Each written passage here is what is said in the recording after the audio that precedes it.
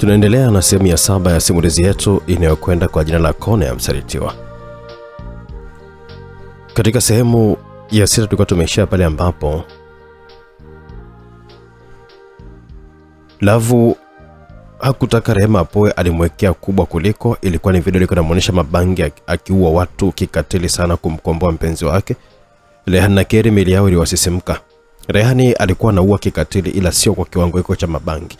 Alikuwa anaua kama vile ndiye alikuwa amebuni ukatili. Huyo sio mtu wa kujaribu kupambana naye kwa kukurupuka.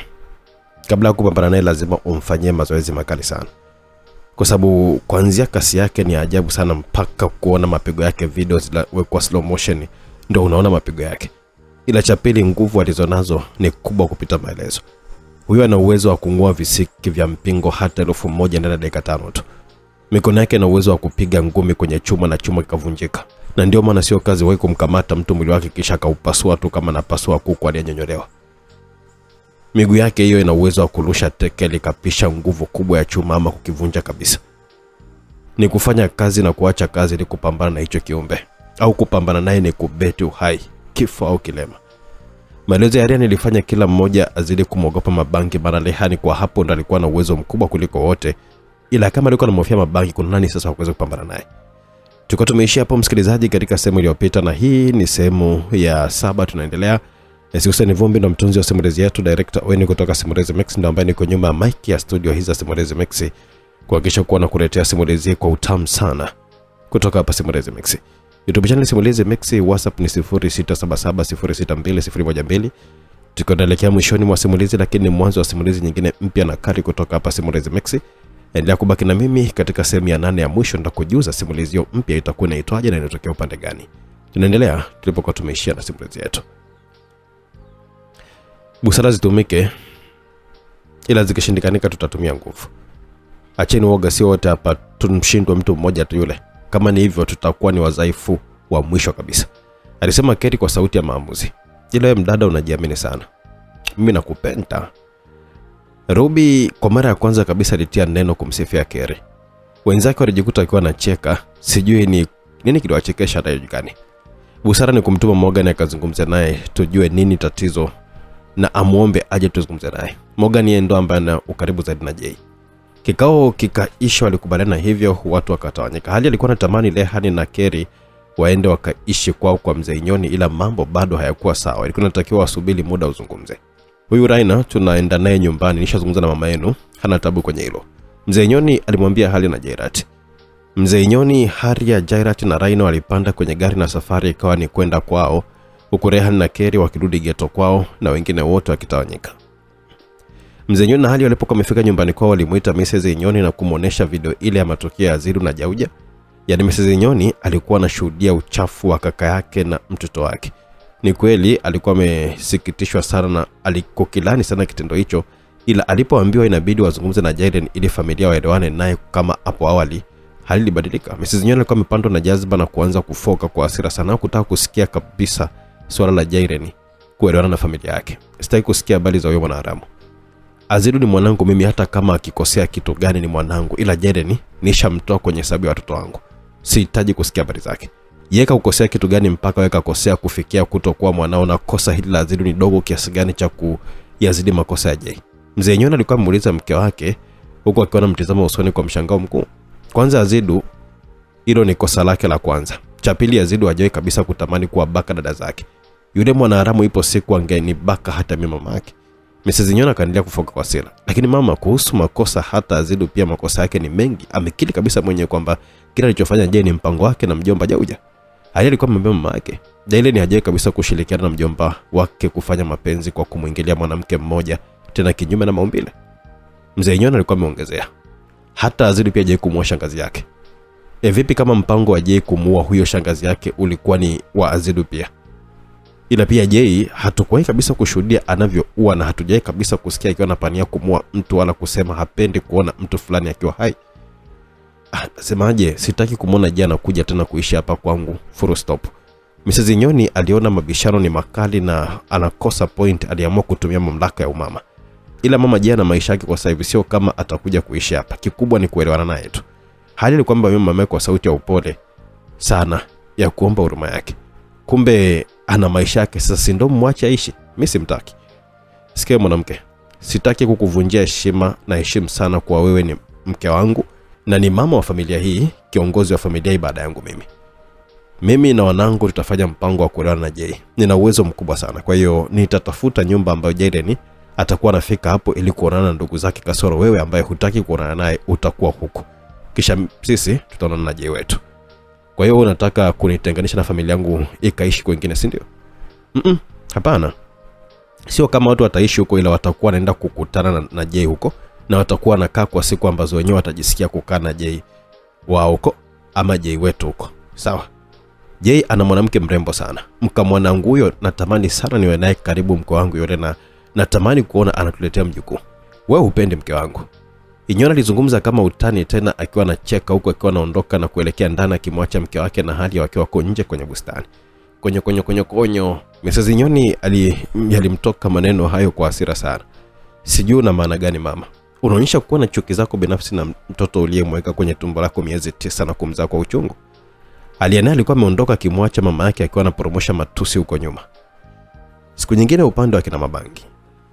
Kuna taarifa gani za muhimu huko? Mabangi alimuuliza Priya, mtaalamu wa udukuzi wa taarifa. Anapisika tumia ujumbe katumiwa na video akiwa anafanya upuzi pamoja na kakako yule Azidu. Kwenye hiyo video yamesikika mazungumzo yao akionyesha kuwa wao ndio walikuwa wanapanga mbinu chafu mpaka yeye kuchukiwa na familia na kufukuzwa nyumbani. Tunaweza kuiona hiyo video? Ndio.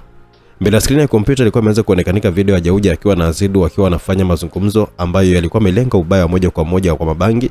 Mabangi hakushangaa sana mazungumzo yao, maana tayari alishajua wabaya wake ni Azidu na Jauja, na ndio alikuwa kwa nyuma mpango wake wa yeye kutengwa na familia yake. Ila alikuja kushangazwa mwisho wa video hiyo ilipoonyesha uchafu wa mtu na mjomba wake kufanya mapenzi na mwanamke mmoja, tena wakimtumia sehemu zake za mbele na sehemu za nyuma ya haja kubwa. Mbaya zaidi, alionekanika mwanamke huyo hakuwa na ridhaa. Ina maana kwamba walikuwa na mbaka. Hao watu ni mashetani, alisema Laula kwa mshangao. Hao ni wasaidizi wa shetani ndio balozi wake hapa duniani. Mawakala wazuri sana ndani ya nchi ya Monash, alisema Mabangi.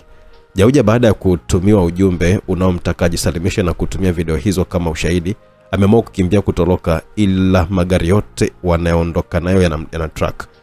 Kikosi cha Igo wanafuatilia magari hayo. Nadhani wana mpango wa kwenda kuvamia huko anakokimbilia Jauja, na inaonyesha Jauja anatoroka akiwa yuko na Azidu. Sawa, kwa jeshi zima linafahamu, si ndio? Bila shaka, maana kikosi cha Igo kina mkusanyiko wa polisi jasusi wa MISS ni wanajeshi wa jeshi la wananchi ambao ndo wenye kikosi chao wenyewe. Sawa, tunaweza kupata taarifa za huko kwa Jauja kupakoje ili tujue kama kuna haja ya sisi kwenda ama tuachie hicho kikosi cha Igo? Hapo kwa ukweli sina taarifa, ila ngoja niombe taarifa kwa wadukuzi wengine ambao huaga wana taarifa nyingi zaidi. Sasa mke wangu fanya hivyo. Mabangi alimwambia Priya kwa sauti ya kumbembeleza ya mahaba sana. Hebu niite tena hilo jina. Priya alitaka kusikia akiitwa tena jina la mke kwa mahaba. Alikuwa anasikia raha sana. Mke wangu. Nyie muda wa kazi mahaba ni chumbani, hapa ni kazini, muda wa kazi wete, alisema Laula akiwa anamkosoa Priya. Hivi na muda basi, aliongezea Yami. Acheni uchawi hivyo tu. Mapenzi popote. Priya aliwajibu akina Laula, na ulikuwa ni mtindo wa maisha. Baada ya dakika 50 Priya alitumiwa taarifa zote kuhusu Jauja na ulinzi wake mpaka mazingira huko alikokimbilia. Priya aliwaambia wenzake kuhusu taarifa na kufuatilia kwa pamoja. Kama ni hivi, kuna haja ya kwenda kuongeza nguvu, kuna ulinzi mkali sana na watu hatari mno, kwa hiyo tutaenda wao wanavyoenda, alisema Mabangi. Kwa hiyo nimeona wamepanga kwenda usiku wa saa 4 watakuwa kwa maeneo husika. Priya alikuwa na mifumo yote ya kikosi cha Igo cha mawasiliano. Sasa na sisi tutafika muda wote. Turudi huku nako sasa.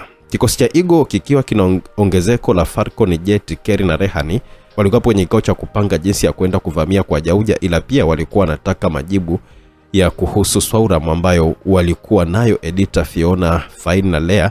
Kikao kikiongozwa na Inyoni, IGP na Mr. D. Agenda ya kwanza kabisa ilikuwa ni kuhusu Swauram. Majibu ya upelelezi wa Swauram yanashangaza kidogo, kwa sababu inaonyesha nguvu yao kubwa ipo huku na kiongozi wao mkuu yupo huku. Kule hakuna kitu ambacho wanaweza kufanya bila amri kutoka huku, na hawana uwezo wote wa maamuzi. Hata watu wao pia wenye nguvu ni wana nguvu za giza, nguvu ambazo zipo ndani ya mwili wa kiongozi wao. Ina maana kwamba huyo kiongozi wao akifa na wao pia hawana nguvu. Ila kitu cha kushangaza zaidi, kwenye ofisi yao kuu kuna picha ya Azidu ikionyesha yeye ndiye bosi wao mwenyewe. Maelezo hayo ambayo yalikuwa yametolewa na Edina aliwaacha midomo wazi watu wote. Mbaya zaidi, wakina Edina walikuja na video za ushahidi zilizoonyesha picha za Azidu kwenye kuta za ofisi kuu za Sauram. Ina maana Azidu ndio yupo nyuma ya mpango wa Sauram. Inyoni alikuwa ameshangaa na kuuliza, Azidu na miaka mingapi? Kera aliuliza. 27. Alijibu mzee Nyoni. Sauram ina muda gani tokea mji huo ujitenge na waanze kuishi kama nchi? Miaka 30 sasa hivi. IGP alimjibu Kere. Ina maana Sauram ilianzishwa kipindi Azidu bado hajazaliwa. Ina maana kama Azidu ni bosi wa Sauram, kuna mtu ambaye kamrithisha huo mpango. Tena ni miaka tu ya hivi karibuni, kwa sababu ukitazama makamu ya Azidu kwa sasa hivi ndo anaweza kupewa madaraka ya aina yote ile. Yaani kuanzia alivyokuwa na miaka 24 mpaka sasa hivi akiwa na miaka 27. Ni miaka mitatu hivi nyuma ndo atakuwa kapewa hayo majukumu. Sisi shida yetu ni kumpata ndiye mpayo madaraka.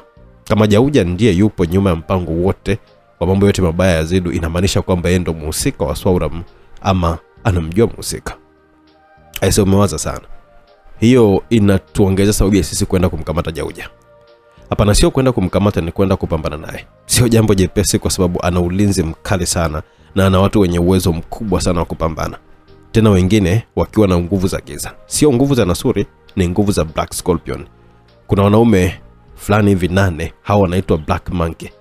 Ni watu wenye nguvu za tumbili, ama unaweza kusema za nyani. Ila sio hao tu, kuna watu wengine watu 6, hao wana nguvu za bundi. Wao wana uwezo wa kugeuza shingo nyuzi 360, yani wakiwa wanatizama mbele wana uwezo wa kugeuza shingo nyuma na wakawa kama vile wanatizama mbele tu. Bado kuna vijana wake wengi tu ambao idadi yao haijulikaniki wa kupambana. Ila hao niliowataja ni hatari zaidi kwa mapambano ya ana kwa ana. Kwenye silaha za moto kuna jamaa anaitwa Rain Bullet, yani mvua ya risasi. Huyo jamaa anatumia bunduki kubwa machine gun ambayo ina matundu 6 ya kutoa risasi. Kwa hiyo inatoa risasi 6 kwa mkupuo. Magazini yake ya mkanda inakaa risasi 100 na kubadilisha magazini kisha ni kitendo cha sekunde 2 tu. Huyo ndiye hatari zaidi. Bunduki yake ni kubwa, sio ya kubeba, imetegwa sehemu ambayo ni mita 50 kutoka getini. Inasemekanika mbele ya bunduki yake kuna mafuvu mengi sana ya watu waliokufa wakijaribu kuvamia hapo.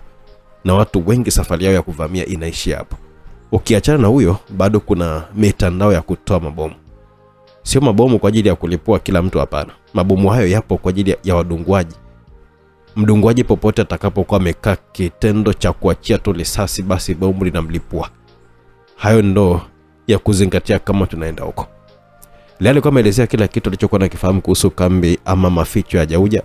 Kila mmoja alishangazwa na ulinzi mkali kama huo kwa Jauja. Hiyo inaonyesha wazi kabisa kwamba huyo jamaa ndiye kweli yuko nyuma ya mpango wa Sauram. Na ndio maana ana ulinzi mkali sana.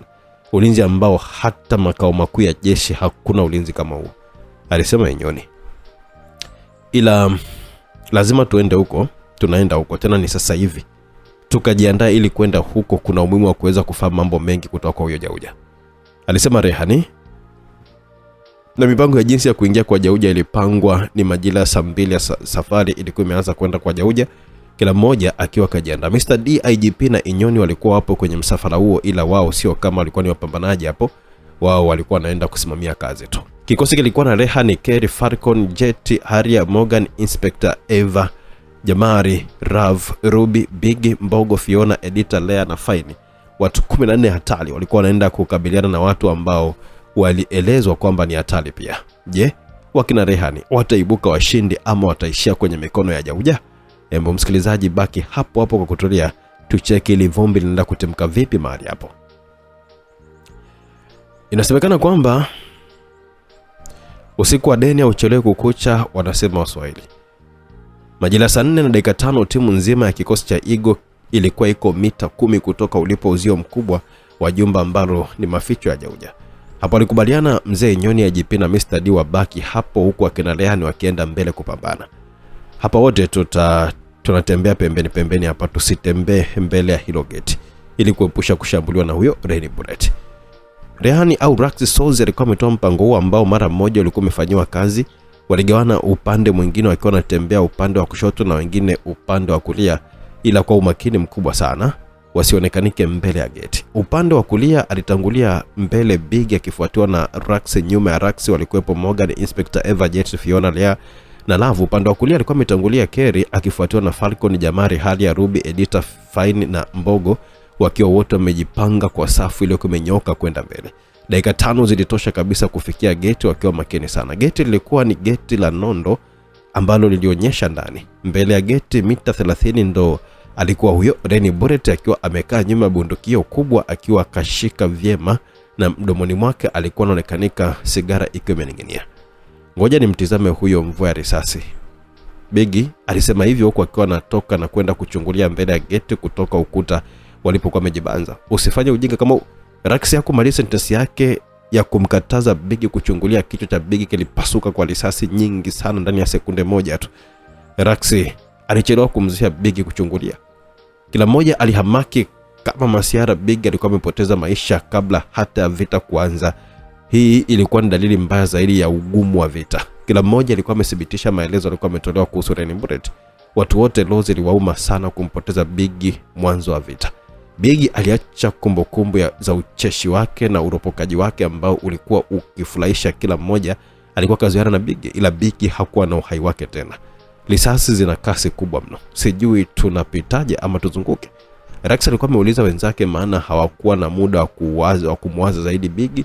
Ni kusonga mbele tu. Kabla mtu huyo hajajibu, alisikika sauti ambayo ni wazi kabisa ilikuwa ni sauti ya Jauja kwenye kipaza sauti. Karibuni, nilijua tu mtakuja.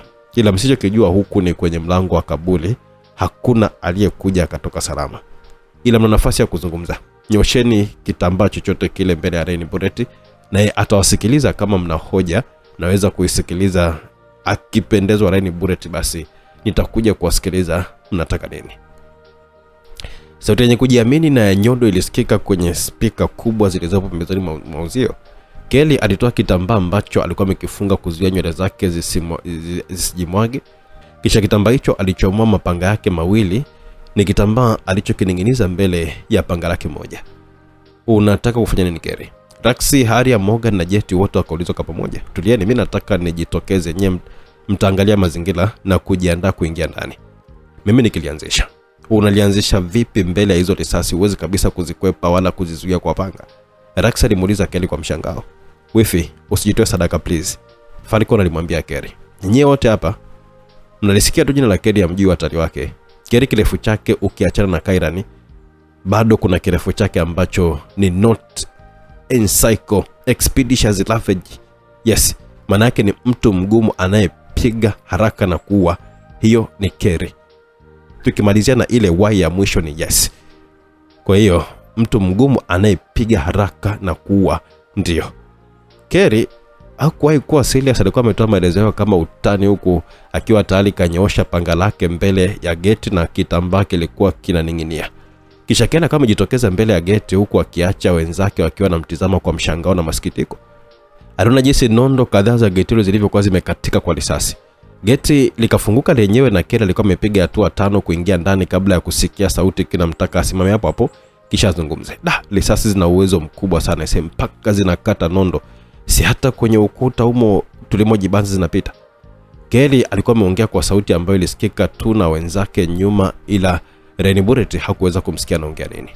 Taratibu Kelly kama ametoa kitambaa chake mbele ya panga na kukifunga tena kichwani kwenye nywele zake taratibu, kama vile hakukuwa na jambo lolote lile mbele yake. Muda huo wakina Leah nilikuwa amepata nafasi ya kutazama ndani ya uzio, na wote macho yao kwanza yalitua mbele ya bunduki kubwa iliyokuwa imetengenezwa ngao maalum ya kukalia. Kama kuibeba bunduki hiyo inahitaji sio chini ya wanaume 3 wenye nguvu hasa ili kuibeba bunduki hiyo. Chini ya ngao ya kukalia hiyo bunduki kulikuwa kuna kifurushi cha mifupa na mafuvu ya binadamu ambao walikufa walipojaribu kuvamia hapo, na waliishia kwenye risasi za Renny Burett. Hii ilizidi kuwatisha. Nyuma ya Renny Burett mita 30 lilionekanika jengo kubwa, na mbele ya jengo hilo kulikuwa na watu kadhaa ambao hawakuonekanika vizuri, ila ungegundua kwamba walikuwa na silaha za mapambano. Wewe binti hauna la kuzungumza au? Renny Burett alimuuliza Kelly huku sigara yake ikiwa mdomoni. Kelly aliyashika mapanga yake vizuri na kuyatazama, kisha akamtazama Renny Burett na kumnyosha dola kati. Hilo ndo neno pekee ambalo Kelly alikuwa nalo. Renny Burett alitema kwanza sigara yake na kukunja uso wake kwa hasira. Hakuwahi kuonyeshwa dharau kama hizo na mtoto wa kike hata siku moja, ila leo hii alionyeshwa ila leo hii alionyesha dola kati. Lenny Bullet alishika bunduki lake vizuri na kuelekezea alipokuwa Kerry. Sekunde moja tu muda ambao Lenny Bullet alikuwa anatumia kutema sigara na kuiseti bunduki ya Kerry, alikuwa ametumia muda huu kukimbia kwa hatua 5. Kerry aliruka kwa kasi na kulala hewani akienda alipokuwa Lenny Bullet kama vile chopa ama ndege kipanga fulani hivi, yani Falcon.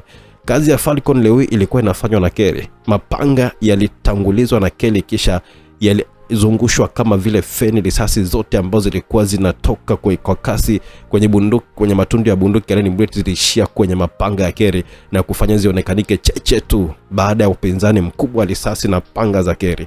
Kerry akarudi tena chini kwa hatua moja huko akiendelea kuzipangua risasi, kisha kipindi kafika mita 5 kutoka alipokuwa Lenny Bullet. Kerry alipita kama upepo pembeni ya Lenny Bullet baada ya kudunda chini kwa mguu mmoja. Kilionekanika kichwa cha Lenny Bullet kilionekanika kikiluka juu na kifua cha Lenny Bullet pia kililuka na kudondoka chini kikifuatiwa na kichwa, huku mwili wa Lenny Bullet ambao ulibaki upande wa tumbo na kushuka chini nao ulidondoka chini. Damu tu ndo zilikuwa zimepamba eneo lote alilokuwa amekaa Lenny Bullet. Hili washangaza watu wote. Kerry ni kama aliamua kuonyesha alichokuwa nacho zaidi ya watu wanaomjua. Hii hata wenzake wakina Fiona hawakuwahi kumuona anafanya kama hivi wala hata kuwaza. Huenda Kerry anafurahi zaidi kufanya kazi upande wa haki kiasi cha kujitoa kwa 100%. Mwamba ambao ulisifika ni mwamba mgumu sana ulivunjwa kama biskuti tu.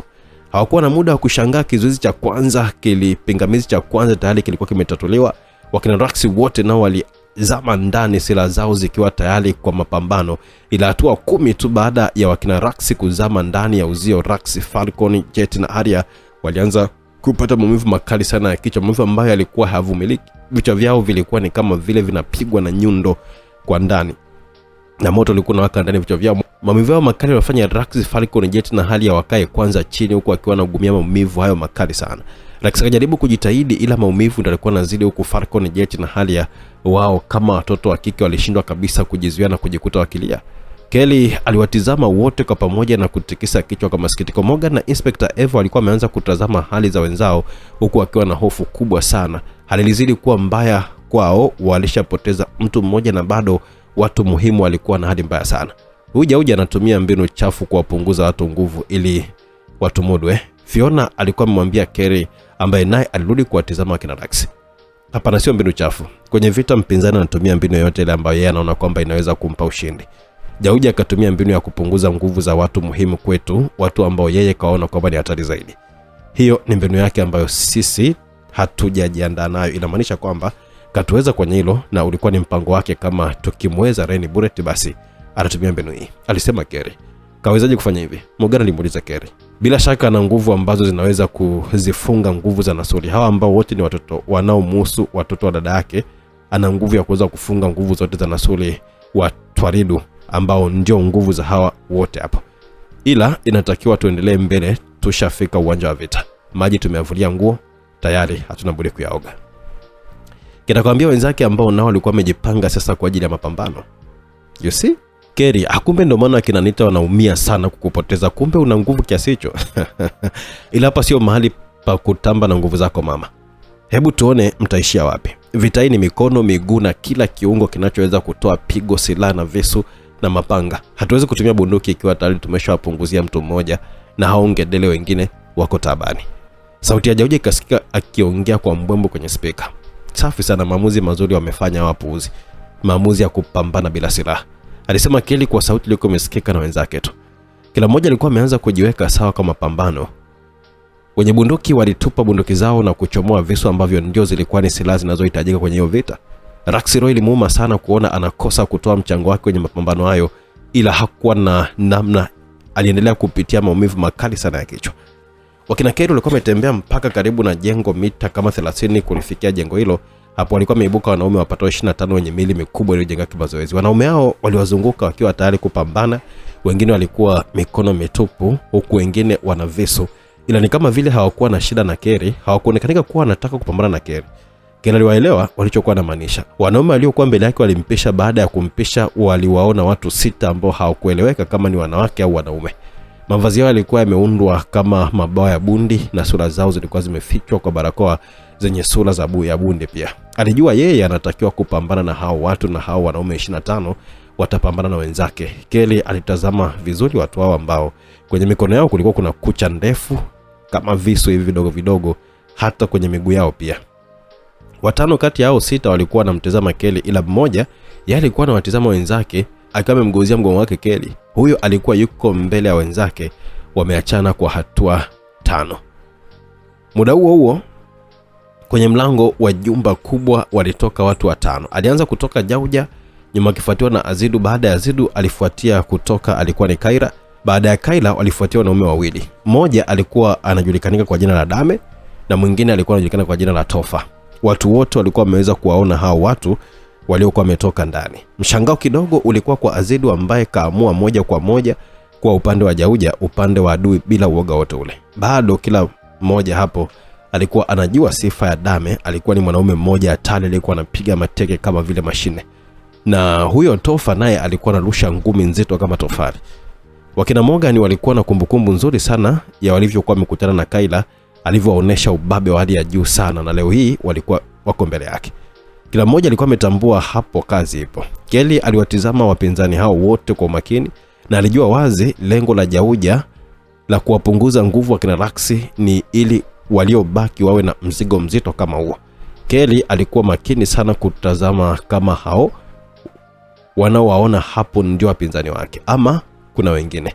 Alifanikiwa kuwaona watu waliokuwa kwenye miti kadhaa ya kupandwa iliyopo humo ndani ya uzio. Alijua wazi kabisa kwamba hao ndio Black Monkeys. Aliweza kuwaona wakiwa hapo kwenye mavazi yao meusi yaliyoundwa kama ngozi ya tumbili, japo walikuwa wamekaa kujificha sana kwenye hiyo miti, ila Kelly aliwaona. Hapo hesabu za Kelly ziliogopa. Ilikuwa ni mpaka aone uwezo wa watu atakaopambana nao ndo atajua pa kuanzia. Leo tunakatakata vipande vya miili yenu kisha tunachemsha supu kwa ajili ya mbwa wetu. Azidu alikuwa amezungumza bila uoga wala aibu yoyote ile. Kwa jasho na damu, mapambano ya haki, bora tufie hapa. Morgan alikuwa ameongea kwa sauti ya kishujaa sana. Kosa kubwa kwenu ni kujiamini kwamba hiyo timu yenu mnaweza. Ilifaa mje na jeshi hapa ama vikosi vya polisi, ila nyie mmeona kwamba mnaweza. Kaira alikuwa amezungumza kwa sauti nzito kama ya kiume, tofauti na muonekano wake wa kike licha ya sura yake imefichwa kwenye barakoa. Si tunatosha. Kaira alizungumza hivyo na bila kupoteza muda alikimbia kwa kasi kwenda kuwashambulia hao watu wenye mavazi ya bundi. Muda huo pia mapambano yalianza kati yao wanaume na akina Morgan. Hesabu za Kelly ilikuwa ni kumluka yule aliyekuwa amemgeuzia mgongo na wale wenzake akatue nyuma yao, na mapigo aliyokuwa ameyapanga yangeanzia hapo. Ile analuka tu baada ya kumkaribia huyo aliyekuwa amemgeuzia mgongo, ila ghafla shingo ya mtu huyo iligeuka na kumtizama Kelly. Alishtuka kidogo, ni kama vile alikuwa amesahau sifa alizokuwa ameelekezwa kuhusu watu hao. Kitendo chake cha kushtuka na kushangaa kilimgharimu. Alishtukia akiwa kashushwa kwa teke zito lililombeba na kumtupa mbali, huku mapanga yake mawili yakimtoka mkononi. Tumbo la Kelly lilikuwa ni kama vile limejikata kwa ndani, maana teke lilikuwa limekita kwenye tumbo. Maumivu makali alimfanya Kelly atoe ukelele wa maumivu. Huko nako mapambano yalipamba moto. Mbogo alionekanika kuzidiwa na mapigo ya wanaume hao wenye miili mikubwa, ila walikuwa wepesi vibaya mno.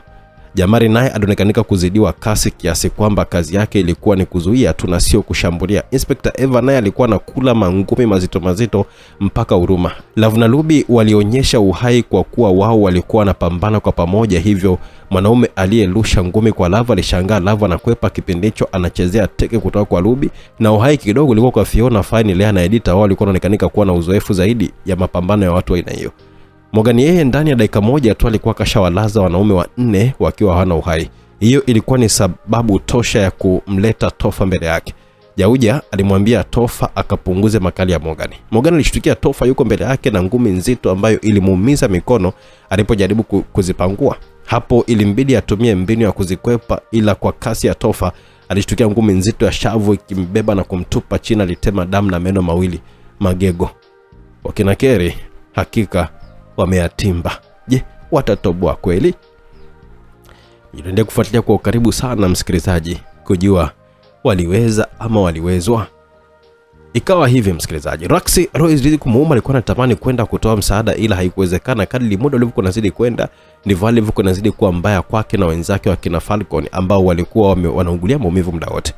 Kelly hakujali kuhusu kupigwa. Pigo hilo kwake lilikuwa ni pigo la kawaida sana, ila roho yake limuuma mno kuona Morgan kapigwa kiasi cha kutema damu na meno. Aliumia sana Kelly kwa sababu kwa sasa hivi Morgan ni ndugu yake kabisa na ndiye ndugu yake wa pekee. Kumuona anapitia kipigo kama hicho ilimuma sana. Kelly akajaza akili yake kwa kasi ya umeme. Alipiga mahesabu ya kumalizana na hao mabundi haraka sana ili aongeze nguvu kwa kina Morgan na wenzake wengine ambao wanaonekana kusumbuliwa sana na hao wanaume. Kama kawaida yake, kwanza alipiga hesabu za kufanya jambo la kuwatisha kidogo wapinzani wake. Kelly akiwa chini kalala chali, alipiga mguu wake chini kwa nguvu kubwa sana. Baada ya kupiga mguu chini, ulimfanya nyanyuke juu mzima tena kwa kishindo cha upepo ambao ulinyanyua hadi yale mapanga yake kuruka juu. Kelly alidaka mapanga yake na kuyashika kwenye mikono yake akiwatazama hao mabundi ambao nao ni kweli unyanyuaji wa Kelly uliwapa tahadhari, maana ilitisha kuona mguu wa mtu una nguvu ya kumnyanyua kwa kupiga chini tena kwa kishindo cha upepo, na upepo ambao ulinyanyua mpaka mapanga kuyarusha juu. Hata Jauja na Kayla nao walishangaa kidogo, hawakuwaza kabisa kama uwezo kama huo upo kwa mtu kama Kelly. Huyo bundi aliyekuwa kamgeuzia mgongo Kelly aligeuka na kumwendea Kelly kwa kasi huko akiwa anatanguliza kucha zake mbele. Kucha zilikuwa zinamjia usoni. Kelly aliinama kwa nyuma, kipindi bundi naye akitaka kurudi nyuma tena kujipanga kwa pigo jipi. Alishachelewa, kichwa chake kililuka juu huku shingo yake kibaki anarusha damu kama bomba limekatika. Mabundi wengine walishtuka na kuamua kumjia Kelly kwa pamoja. Kelly aliweka mapanga yake kwa kuyakutanisha kwa mtindo wa X, kisha alijifyatua na kupita kama upepo katikati ya bundi wawili na kusimama nyuma yao. Kila mmoja alikuwa ameshika upande wa tumbo ambalo lilikuwa liko wazi, umekatwa kuanzia mbele ya tumbo kwenye mbavu mpaka nyuma ya mgongo. Vitu vya ndani ya mwili vilikuwa vinamwagika tu kutoka kwa watu hao wenye kujifanya kama mabundi.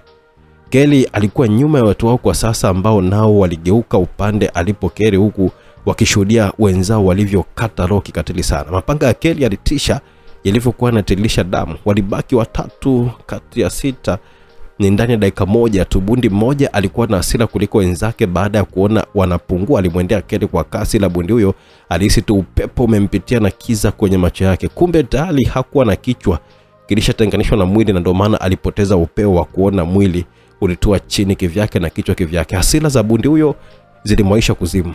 Kelly aliamua kuifanya kazi kisawasawa kwa sasa. Aliitisha kumtizama, panga zake zilikuwa zimechafuka damu, japo yeye hakuchafuka kwa damu kwa sababu ya kasi yake. Damu hazikuweza kumpata. Bundi 6 kwa sasa hivi alibaki 2 tu. Hii ilizidi kuatia hofu Kelly. Alionekanika sio ligi yao kabisa. Waliamua kutumia mbinu za ziada. Watu wao waliluka juu na nguo zao zilizokuwa kama makoti kwa nyuma yakawa kama mabawa ya bundi, na wakawa na paa hewani kama bundi.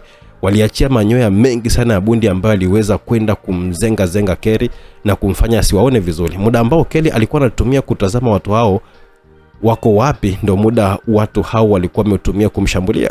Japo Kelly hakuwaona, ila aliweza kuhisi mapigo yao. Alijitahidi sana kuyakwepa hayo mapigo, ila mmoja alifanikiwa kumchana kidogo na hayo makucha ya nyuma kwenye shingo, huku mwingine akiambulia kutoka na kitambaa cha Kelly alichobania nywele zake. Kisha bundi hao wakarudi tena juu, wakapaa wakizunguka hewani wakimvizia Kelly aliyekuwa yuko chini ardhini usawa wao. Falcon alikuwa yupo kwenye hali mbaya sana, ila aliwatamani sana watu wao, maana walikuwa wa saizi yake kabisa. Yeye ni kipanga na wao ni mabundi. Aliwakosa, ila bado haikuwa nafuu kwao. Walikuwa wana kazi nzito kwa Kelly. Kelly alishika kwenye shingo sehemu alipokuwa amechana na kucha. Alitabasamu tu na kuificha sehemu hiyo kwa nywele zake nyingi. Hakutaka kuonekanika jinsi jela lake lilivyokuwa linapona muda huo. Kama vile kishada, Kelly aliluka juu mpaka usawa alipo watu hao, kisha alizunguka kama feni akiwa katanua mapanga yake, kisha aliachia kwa kasi. Hapo yeye hakuonekana mapanga ya kuonekana, alikuja kuonekanika yupo chini huku watu hao wenye uwezo wa mabundi wakitua chini, mili yao ikimegawanyishwa upande wa vifua na tumbo. Miili miwili ila ilitua chini vipande 4. Jambo lililoshangaza zaidi Jauja na Kayla ni kwamba mapanga yalikuwa hapo kwenye mikono ya Kelly. Inamaanisha Kelly alikuwa amerusha mapanga, yalipita katikati ya matumbo na vifua vya watu wale, kisha aliwahi akayadaka mapanga yake. Kilichowatisha zaidi ni kwamba kitendo hicho kilifanyika angani. Kwani huyo ndo Skywalker with Thor au? Jauja alikuwa amejikuta kimuuliza Kayla akiwa na shangazo na uwezo wa Kelly. Sina uhakika. Kayla alijibu naye akiwa na mshangao. Mbona na uwezo mzuri wa kutumia panga, yani anapambana na kufanya vile anavyotaka angani kama vile yupo ardhini? Jauja alikuwa anaonyesha mshangao wake. Kelly aliwatazama wenzake ambao wote walionekana wakiwa wanazidiwa na wale wanaume wenye miili mikubwa. ila damu ilikuwa nzito kuliko maji. Aliona ngumi inatua kwenye tumbo la Morgan, huku mwanaume huyo akionyesha bado anaendelea kushambulia makonde kwa Morgan. Kelly kwa kasi alikuwa anaenda hapo alipo Morgan na Topher. Morgan akiwa chini anaugulia maumivu makali ya tumbo. Kelly alitaka kwenda kutoa msaada kwa dada yake aliyekuwa yuko matatani, ila alijikuta yuko hewani baada ya kuchotwa mtama mkali na Black Monkey mmoja.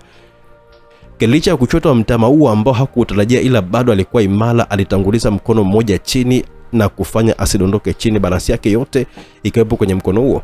Ila alimuona Black Monkey mwingine akiwa anamjia kwa kuteleza kama beki wa mpira anaokoa mpira kwa kuteleza.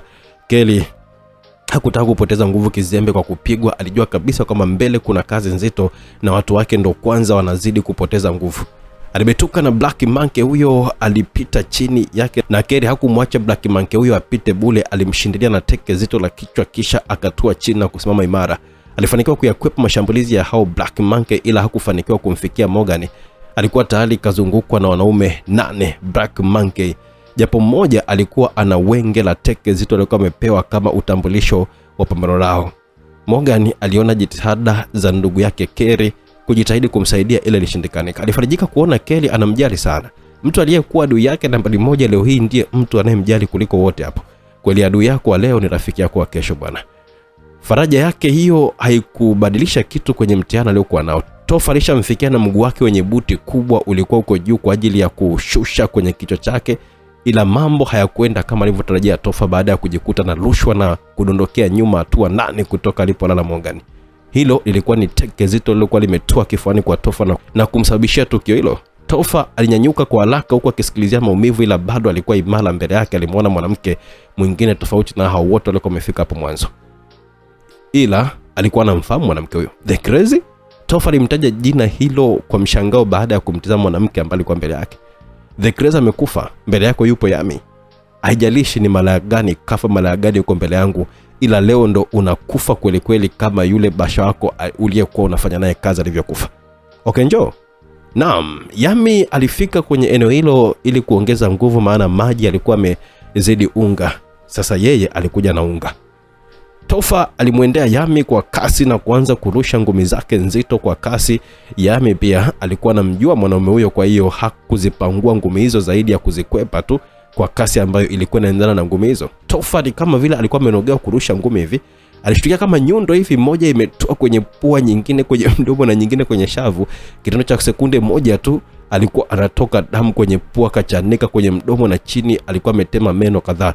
Kila ngumi ya Yami ilikuwa ina madhara kwenye mwili wa Topher. Sasa akili ilimkaa sasa na alijua ligi limechangamka. Kelly alipata amani kuona Morgan ikapata msaada. Alimkumbuka mwanamke huyo kwamba alimuona kwenye video akiwa na Jaylen. Kazi ilianza ya kupambana na hao Black Monkeys. Haikuwa kazi rahisi, la Kelly alikuwa ni balaa zito. Walikuwa wanamshambulia kwa kuruka huku na kule, ila taratibu walikuwa wanapungua mmoja baada ya mwingine. Mapanga ya Kelly aliwapitia. Topher alikuwa anajiweka sawa, aliona ngumi zinamjia mfululizo, alijitahidi sana kuzikwepa ngumi ambazo zilikuwa zinamjia usawa uso. Kosa alilofanya Topher ni kuinama ili kuzikwepa hizo ngumi. Ile anainama tu alikutana na goti zito lilomnyanyua na kumbwaga kama kifurushi cha pumba, huku uso ukiwa hautamaniki. Topher kabla hajanyanyuka, mguu mzito wenye buti kubwa wa Yami ulikuwa unaenda kutoa kwenye shingo yake na kuivunja. Uwe ndio mwisho wa Topher. Dame aliliona hilo, alikuwa anakuja kwa kasi ili kuzuia tukio hilo. Ni kweli aliwahi na kujirusha kwa teke ambalo lilenga kichwa cha Yami, ila naye hakufanikiwa. Alijikuta akiwa anarudishwa chini kwa kupokea teke zito la tumbo. Dame alijitahidi kama ametua akiwa imara, ila alishuhudia Topher na kufa kikatili baada ya mguu mzito kuivunja shingo ya Topher. Na uwa mtu, alipiga kelele Dame kwa hasira, huku akiwa anamwendea mtu aliyekuwa mbele yake, mtu ambaye alimzuia kwa teke. Huyo alikuwa ni Laura, ambaye naye pia alikuja kuongeza nguvu. Dame alianza kurusha mateke kama vile kichaa, alirusha mateke kama vile mashine. Hakutoa mwanya wa Laura kujipanga hata kidogo. Dame alikuwa na hasira za kumpoteza rafiki yake Topher. Laura alikwepa mateke mengi, ila moja lilimbeba na kumtupa kama vile mzoga. Dame alimwendea Laura hapo chini alipokuwa ametua, akiwa na nia ya kumvunja shingo kama alivyovunjwa Topher. Kosa kubwa sana lilikuwa ni kumsogelea Laura.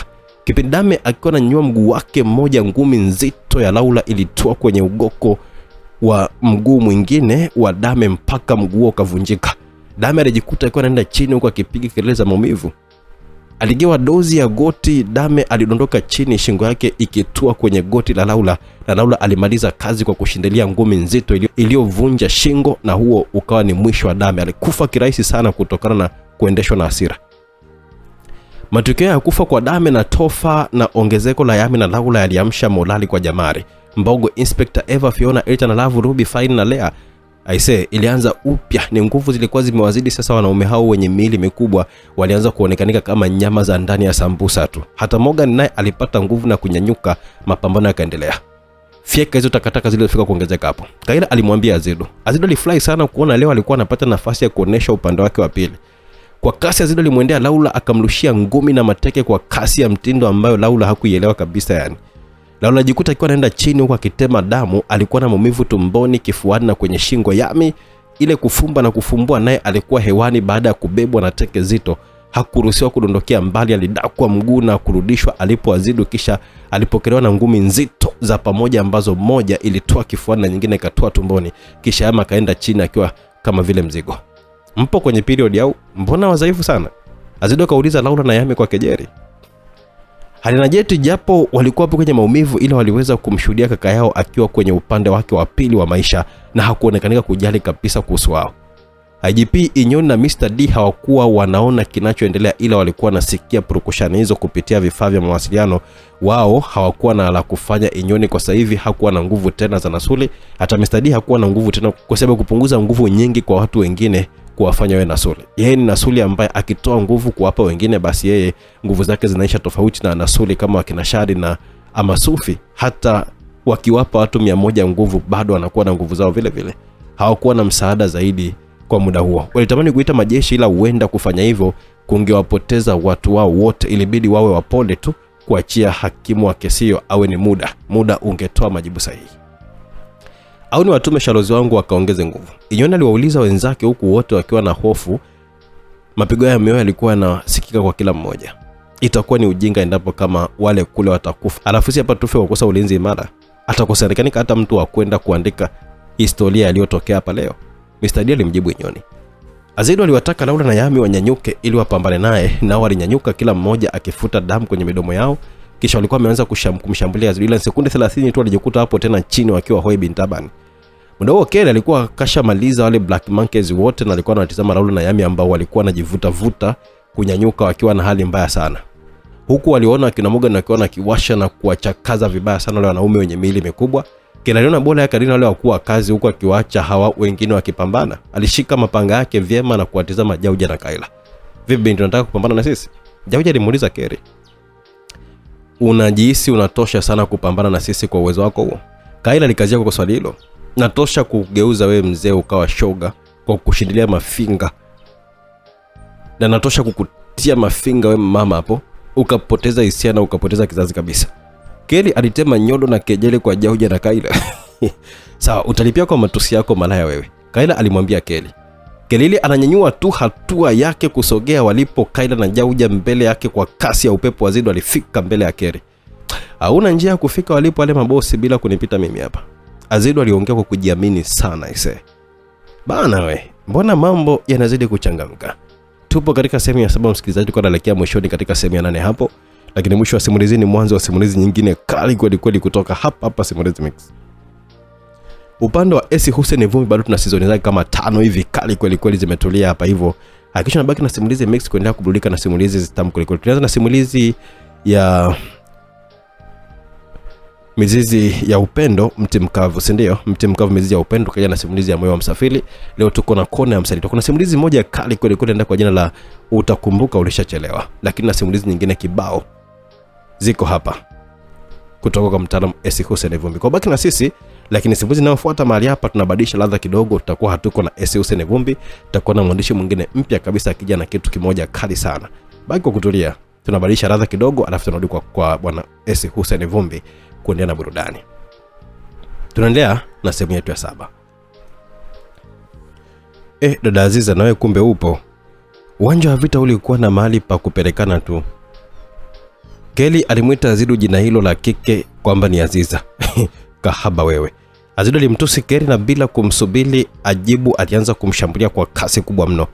Kama kawaida yake, Azidu alipiga mapigo ambayo hayaeleweki kwa kasi ya ajabu. Kelly alijitahidi sana kuzuia mapigo hayo, ila alishtukia akiwa anaenda chini. Miguu miwili ya Azidu ilikita kwenye kichwa chake. Kelly alienda chini akiwa kama vile kapigwa na nyundo ya kichwa, kiasi kichwa chake kikawa kizito mno.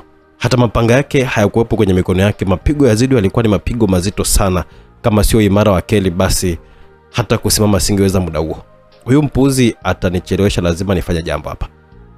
Sio kama uwezo wa Azidu ulimtisha sana Kelly, japo ni kweli Azidu alikuwa na uwezo mkubwa wa mapigano ambayo ni magumu sana kuuzoeleka, ila Kelly yeye alikuwa na jambo lake ambalo alitaka kulifanya, sio kutumia nguvu kubwa kupambana na Azidu.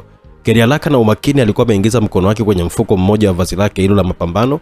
Azidu hakuweza kuelewa kitu, kumbe Kelly alikuwa ametoa unga fulani hivi wa kuwasha kama pilipili kwenye mfuko wake. Kelly alivyonyanyuka tu, Azidu alimjia kwa kasi ili kumshambulia, ila aliona Kelly akifyatua mkono wake kwa kasi na unga mwekundu uliokuwa umetoka kwenye mikono ya Kelly ukamjia usoni kwake. Azidu alifumba macho haraka, ila unga huo tayari ulikuwa umeshazama kwenye mboni za macho yake kwa kasi kubwa mno. Kipindi hicho Kelly anamluka Azidu kwa sarakasi safi na kutua nyuma yake. Safari ilikuwa ni kwenda kwa Kayla na Jauja.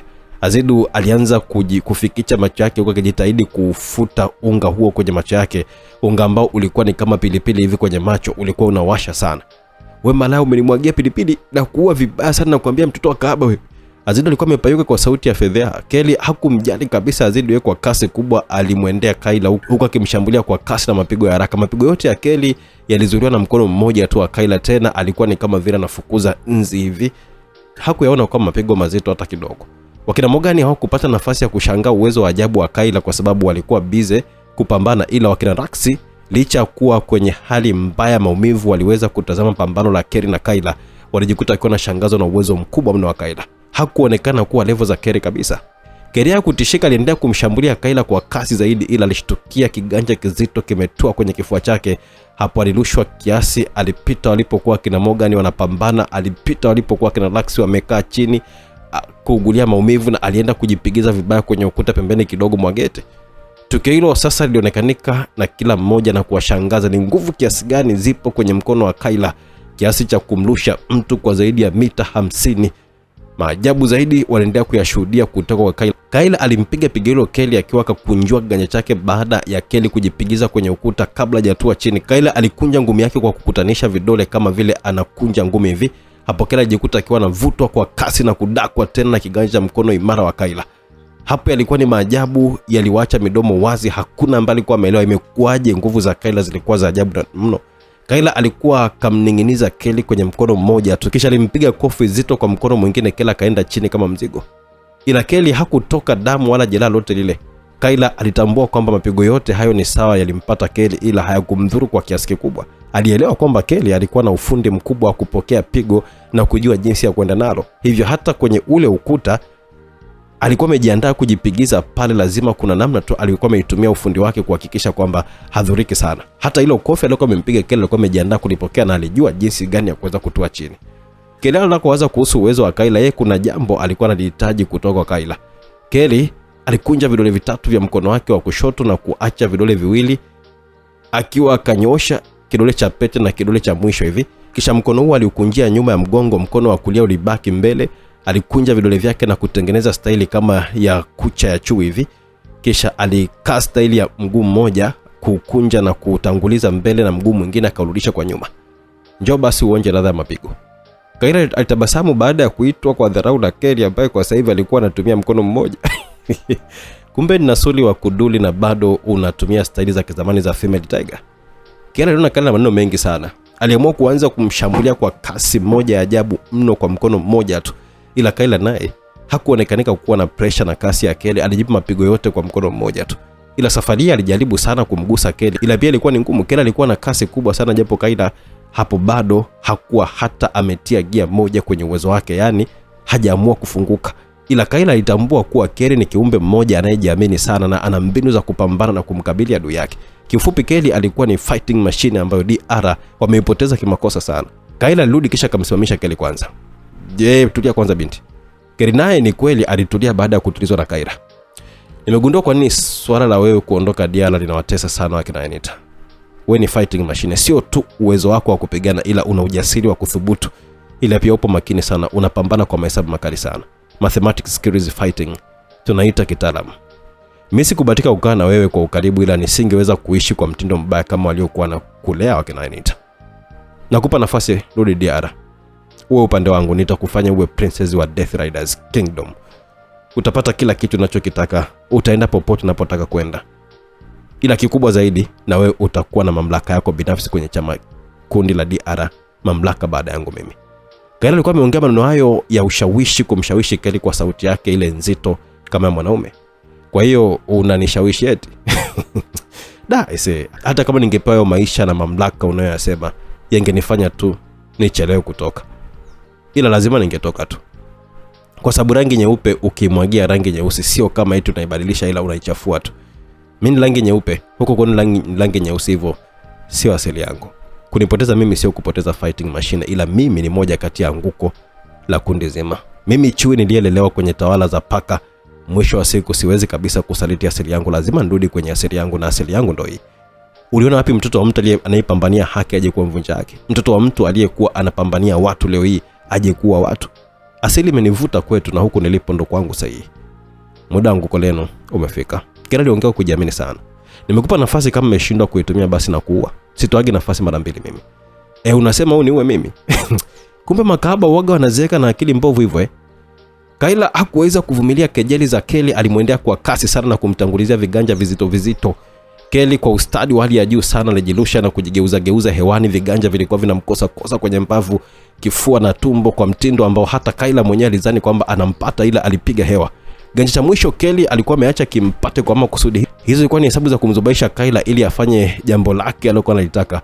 Kelly alipatwa na pigo hilo na kwenda hewani kidogo, huku Kyle akiwa akitulia baada ya kuona kamsurubu mtu wake. Ila Kelly kipindi akiwa anaenda hewani kwa kasi alipeleka mkono wake kwenye uso wa Kyle. Kyle alijitahidi sana kudaka mkono wa Kyle kwa haraka, ila alichelewa. Barakoa ilikuwa haipo kwenye uso wake, ilikuwa ni kwenye mikono ya Kelly, na ndio ilikuwa lengo lake. Kelly akiwa bado yupo hewani alitupa mbali barakoa hiyo ambayo ilienda kudondokea nje ya uzio. Kipindi Kelly mwenyewe akawa anadondoka, naye aligeuza kwa ustadi na kutua akiwa kasimama imara kabisa. Kila mmoja alipigwa na butwa baada ya kuiona sura ya Kyle.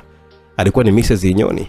Halia na Jaila tulishtuka zaidi kumwona mama yao mzazi ndiye Kyle. Hata Azidu naye ambaye kwa sasa hivi macho yake alikuwa ameacha kuwasha, alibaki amedua kuona siri ya mama yake sio siri tena. Wakina Morgan ambao muda huo walikuwa tayari wameshamaliza, hao wanaume wenye miili mikubwa nao pia walishindwa kuamini. Mko jambo la kushangaza sana limetokea hapa. Kelly kamvua Kyle barakoa, kumbe ni Mrs. Inyoni. Morgan alimwambia Inyoni kupitia kifaa cha mawasiliano, unamaanisha mke wangu au? Inyoni alipata nigumizi. Ndio mkuu. Mtazamo anavyoenda hapa, kama tutakuwa na usalama nitawaita. Jauja alichukia sana kuona siri dada yake huyo imewekwa wazi. Alimwendea Kelly kwa kasi na kumlushia ngumi nzito ambayo Kelly alizuia kwa mikono miwili, ila ngumi hiyo ilimrudisha nyuma kwa hatua zaidi ya 20. Kwa kazi ile Jauja kama imfikia Kelly kabla hajasimama, alimchota mtama, ulimbeba Kelly na kumlusha juu, kisha akamshindilia ngumi nzito iliyomtupa Kelly chini na kumfanya ashike tumbo lake kwa maumivu, huku akiwa anajitahidi kunyanyuka. Kipindi Jauja akiwa anamjia tena kwa kasi, Jauja alikuwa na hasira na alikuwa anapiga mapigo ya kifo. Ni mtu mzima wa miaka 63, ila alikuwa na nguvu za ajabu sana Jauja. Wewe mzee vipi, hujafunzwa kuishi na mwanamke au? Unawezaje kumpiga mwanamke mapigo mazito kama hayo na bado umemkamia kweli kweli? No. Sauti nzito kiasi ya kiume ilimfanya Jauja kusitisha zoezi lake la kumwendea Kelly, huku akitazama ilipokuwa imetokea sauti hiyo ya kiume upande wa juu hapa. Jauja alifanikiwa kumwona mmiliki wa sauti hiyo akiwa kasimama juu ya paa la jengo hilo la ghorofa moja. Huyo alikuwa ni Jailen kwa jina lake la kuzaliwa, ila ni Mabangi kwa jina lake la mtaani na la kazi, Mabangi.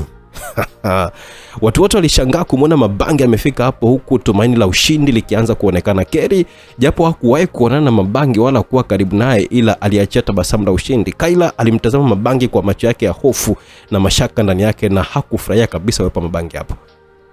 Mkuu, Jailen amefika hapa. Jailen ni mwanangu au? Inyoni aliuliza kwa mshangao, akimuuliza Morgan kupitia kifaa cha mawasiliano. Ndio mkuu, ni mwanao. Tunakuja hapo. Ni salama kabisa kama Jailen amefika. Kwa haraka Inyoni na wenzake waliwasha gari na kwenda hapo ndani kwa kasi. Inyoni na wenzake walikuwa na imani kubwa sana na Mabangi. Kusikia uwepo wake waliamini kabisa usalama upo wa kutosha. Wewe mshenzi, leo umekuja ndo unafia hapa. Azidu alikuwa ameongea kwa sauti yenye jazba na msisitizo. Wewe siongee na pumba za bata hapa, naongea na bata wenyewe. Kwa hiyo shika adabu, mpumbavu wa mwisho kabisa wewe. Mabangi alimkataza Azidu kwa sauti nzito yenye kumaanisha hataki ujinga. Unataka ujue unazungumza na nani kwako, pia unatakiwa ujue kwamba upo kwenye eneo ambalo hauna hata sekunde 3 za kutamba kama nikinyanyua mikono yangu tu kushambulia. Hivyo usinipangie jinsi ya kumpiga mwanamke ama mwanaume. Kingine, usiongee na mwanangu Azidu kama vile unaongea na hao wavuta bangi wenzako mtaani huko. Jauja alimwambia Mabangi kwa sauti msisitizo. Mimi sijaja hapa kuzungumzia uwezo wa nguvu zako, sijaja hapa kuzungumza na hiyo takataka yako hapa unayoiita mwanao. Nimekuja kuweka mambo sawa. Wewe ni dhaifu japo unasema ukinyanyua makwapa yako hayo sijui itakuwa nini, ila sio kweli. Ungelikuwa na nguvu, vile viumbe ulivyovifungia nguvu ungeviacha huru ili tuone hizo nguvu zako wewe. Nina uhakika hao watu wako wote waliosumbua wasingefika hata dakika 10 wakiwa na uhai mbele ya vile viumbe ulivyovifungia nguvu zao. Hiyo mvua ya kinyesi sijui risasi sijui haikutamba hata dakika 1 mbele ya huyo mdada hapo. Vuta picha baada ya pale, ungechezaje mziki wa Raxi Soz na Farcon na Jet? Raxi hakuonekanika kumfahamu Mabangi, ila Mabangi anaonekanika kumfahamu Raxi. Hilo limshangaza sana. Ni kitu kingine ambacho Raxi alikigundua ni kwamba tangia Mabangi afike hapo wao mbali sana walikuwa wanaanza kupata nafuu. Mabangi baada ya kuongea maneno hayo alijiachia kutoka juu ya paa kwenye gorofa mpaka chini. Alifika chini akiwa akasimama bila kishindo chote kile, na hata kusikika hakikusikika. Hiyo ilitosha kabisa kutoa tahadhari kwamba hatari imefika kwenye eneo hilo. Ila Azidu kwa akili zake mbovu hakuwa na muda wa kujiuliza sana. Alimwendea Mabangi kwa mapigo yake yasiyoeleweka, ila alipiga hewa na kupoteza nguvu za bure tu, maana alijikuta yupo nyuma ya Mabangi baada ya Mabangi kumpisha kwa kasi ya umeme. Azidu aligeuka na kulenga ngumi nzito kwenye mgongo wa Mabangi, ila Mabangi alimpisha tena kama upepo. Azidu akapita na kujikuta yuko mbele kama Mabangi alimpisha tena kama upepo, alipita na kujikuta yupo tena mbele, kampa mgongo Mabangi. Zilikuwa ni dharau alizokuwa anaonyeshwa na Mabangi. Azidu alipatwa na hasira sana kuona anaonyeshwa dharau na Jahileni ambaye ni mdogo wake, ambaye yeye hakuwahi kabisa kumuona kama ana madhara kwake. Azidu alimwendea tena Mabangi. Safari hii Mabangi alimpisha na kumtegea tu mguu. Azidu alijikwaa kwenye mguu na kuenda chini kama mzigo wa pumba. Mimi sizungumzi na pumba za bata we mtoto, nazungumza na bata wenyewe. Maneno yake alikuwa amezama kwenye ngoma za masikio ya Azidu japo hakutaka kukubali, ila aliona wazi kabisa kwamba anaweza kuendelea kuzalilika hapo. Alichagua kutulia kwanza. Haya sasa, we mzee, nyanyua hiyo mikono yako nione jinsi siwezi kutamba hata kwa sekunde kama ulivyojinadi pale awali. Kauli hiyo haikusubiriwa na Jauja. Tayari alikuwa kashamfikia na kumzunguka kwa kasi ili ampige pigo moja la kumfunga mdomo. Pigo mwana ukome, maana kimsingi Mabangi ni mwanae, mjomba ni mama. Ila mambo hayakwenda kama alivyotarajia. Kofi zito kutoka kwenye mkono imara wa Mabangi lilikuwa lipo kwenye shingo ya Jauja na kumshangaza Jauja. Alizunguka mara 3 hewani kabla hajatua chini kama fuko la taka. Enyewe na wenzake walifika kwenye eneo kipindi Mabangi akiwa na mkwepa tu Azidu. Kwa hiyo pambano lote walishuhudia huku akiwa anajikuta wanaachia tabasamu wanana la ushindi. Jauja alinyanyuka akiwa na wenge kama mtu aliyekuwa na usingizi akiamshwa kwa kumwagiwa maji ya baridi. Dakika 2 zilitosha kumfanya awe sawa. Alinyosha shingo yake ambayo ilikuwa ni kama vile imepigwa na tofali zito la inchi 10. Bila kuzungumza neno, Kaila alijiunga na kaka yake ili kupambana na Mabangi. Watu walishangazwa na kitendo cha Kaila kutokuwa na haya hata kidogo. Licha gundulika kuwa ni mtu mbaya, bado akaendeleza kudhihirisha yeye ni mbaya kwa kutaka kupigana na mtoto wake. Wewe mwanamke mpumbavu usiyekuwa na akili, unataka kupigana na mtoto uliyemzaa wewe mwenyewe kwa ajili ya kutetea upuuzi? Yenyewe aliongea kwa sauti kali akimwambia Kaila, bana we, patamu hapo. Pana noga vibaya mno. Ila ngoja tuangalie msikilizaji. Umbea tu. Haya, tubaki umbea hapa tuende kusikiliza. Ila Kaila hata hakujali, ni kama vile alikuwa hasikii kitu. Ndio kwanza yeye na Jauja walikuwa wanamwendea Mabangi kwa kasi, ila walipiga hewa. Mabangi alikuwa yuko nyuma yao akiwaacha Kaila na Jauja wakitizamana na kundi la watu. Kaila alikuwa anawaona wanae mbele yake na mumewe, ila hakujali, akaendelea na zoezi lake. Kaila mwanamke wa shoka asiyejali kitu kwenye msimamo wake. Kaila na Jauja wakamgeukea Mabangi na kumfuata tena kwa kasi. La safari hawakupewa nafasi hiyo. Mabangi alipiga mguu wake chini kwa nguvu sana. Hapo kilitokea kishindo kizito kilichowarudisha nyuma Jauja na Kaila kwa hatua zaidi ya 20. Kama sio uimara wao basi wangedondoka chini. Kishindo hicho hakikuwaacha salama, hata watu wengine walijikuta nao wakiwa wanaanguka chini wote kasoro Keri. Kwa hiyo walibaki wamesimama ni Jauja, Kaila na Keri. Ila kishindo hicho bado kiliathiri vioo na madirisha na vitu vingine ambavyo viliharibika pia. Hata magari yaliyokuwa yako humo ndani yalipasuka vioo vyake. Magari ya kina Raxi na wakina Inyoni yalisalimika kwa sababu yalikuwa yapo nje. Jauja na Kaila walijipanga tena, ila safari tayari Mabangi alikuwa mbele yao. Mpaka wenyewe walikuwa wanashangaa kasi ya Mabangi ilikuwa ni kama umeme yani. Jauja alijirusha hewani kwa sarakasi safi na kujivuta mbele, miguu yake ikiwa imelenga kichwa cha mabangi. Ila katika hali ya kushangaza lidakwa na kugeuzwa, miguu hiyo ilienda kutua kwenye kifua cha dada yake Kayla, na wakajikuta Kayla na tupa mbali na kwenda kujipigiza kwenye gari moja iliyokuwa aliondoka chini akiwa na koa damu. Azidu alimkimbilia mama yake huku akiwa kahamaki, mama! Na ni kama Azidu roho ilikuwa imemuuma, hata mabangi mwenyewe nayo yake ilimuuma, ni mama yake mzazi. Ndio maana hakumpiga yeye mwenyewe, alimtegea pigo la kaka yake. Jauja alipatwa na hasira, ila safari hakupewa nafasi ya kufanya chochote. Alishtukia mabangi kamfikia na vidole vya mabangi viligusa shingo ya Jauja na kubofya upande wa kushoto na kulia.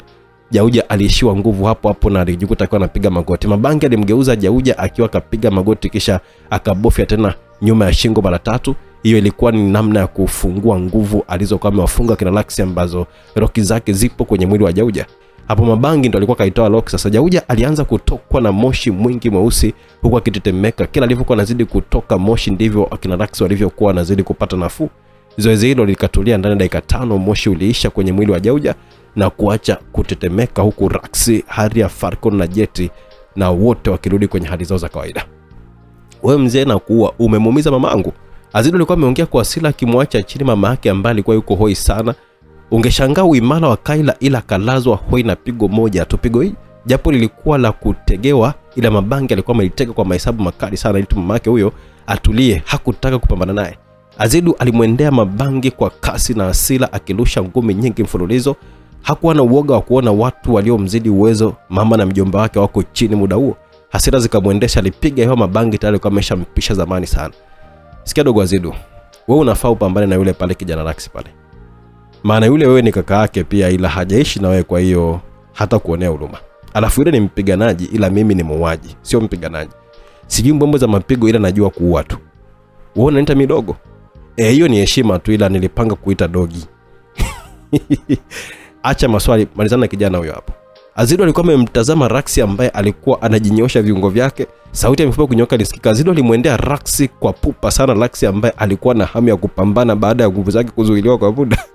Laksi hakumsubiri Azidu amfikia, alimfuata yeye mwenyewe kwa kasi. Pia mguu wake mmoja ulienda kutua kwenye kifua cha Azidu, kisha yeye alitumia kifua hicho kama lift ya kudunda kwenda juu, huku Azidu akirushwa kwa kurudi nyuma kwa kasi. Kabla hata hajajipigiza popote pale, Laksi alikuwa ameshajigeuza hewani na kumrudia kwa ngumi moja nzito sana. Ilimpata Azidu kwenye kichwa na kumuongezea safari iliyoenda kuishia kwenye kujipigiza vibaya sana ukutani. Alikoa damu, kifua chake kilikuwa kizito na kichwa chake kilikuwa ni kama vile kimepigwa na nyundo. Alikuwa anaona maluelue. Azidu alitulia chini ajisikilizie awe sawa, bado alikuwa yuko hoi kama mama yake. Yes, mapambano ya kijana ni ya kuvutia kuyatazama ise. Laksi alishangaa kuona mabangi anamjua, lakini yeye hamjui zaidi ya kumuona tu kwenye zile video. Laksi peke yake alikuwa anatosha kupambana na nyinyi wote hapa. Ila sio mbaya, ilikuwa ni swala la muda tu.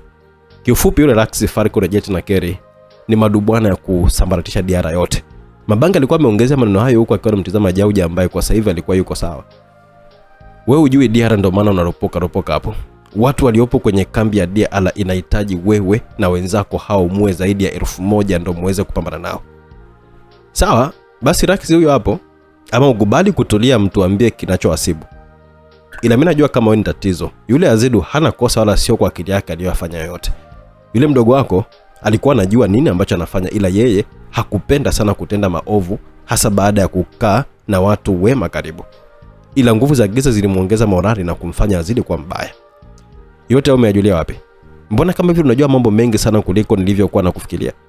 Nadhani ndo sababu ya Kayla kukuweka wewe mbali. Jauja aliuliza kwa mshangao sana. Tulia tu nikupashe ujue kitu wewe. Kayla hilo ni jina la kuzuga tu, ili watu wanaomfahamu wasijue kama ni Karyan, mke wa mzee Nyoni, mkuu wa majeshi. Ila Kayla ni Karyan, jina limepewa mbwembwe tu ili badilike. Kwa hiyo hapa tuna Karyan wawili ama Kelly wawili, tofauti mmoja kupambania watu na mwingine kukaribia watu. Umeajuaje yote? Jauja alikuwa ameuliza tena kwa mshangao. Hebu kubaliana kwanza na kijana, maana sione kama una utayari wa kuzungumza na sisi hapa kwa amani. Kwanza amani ya nini?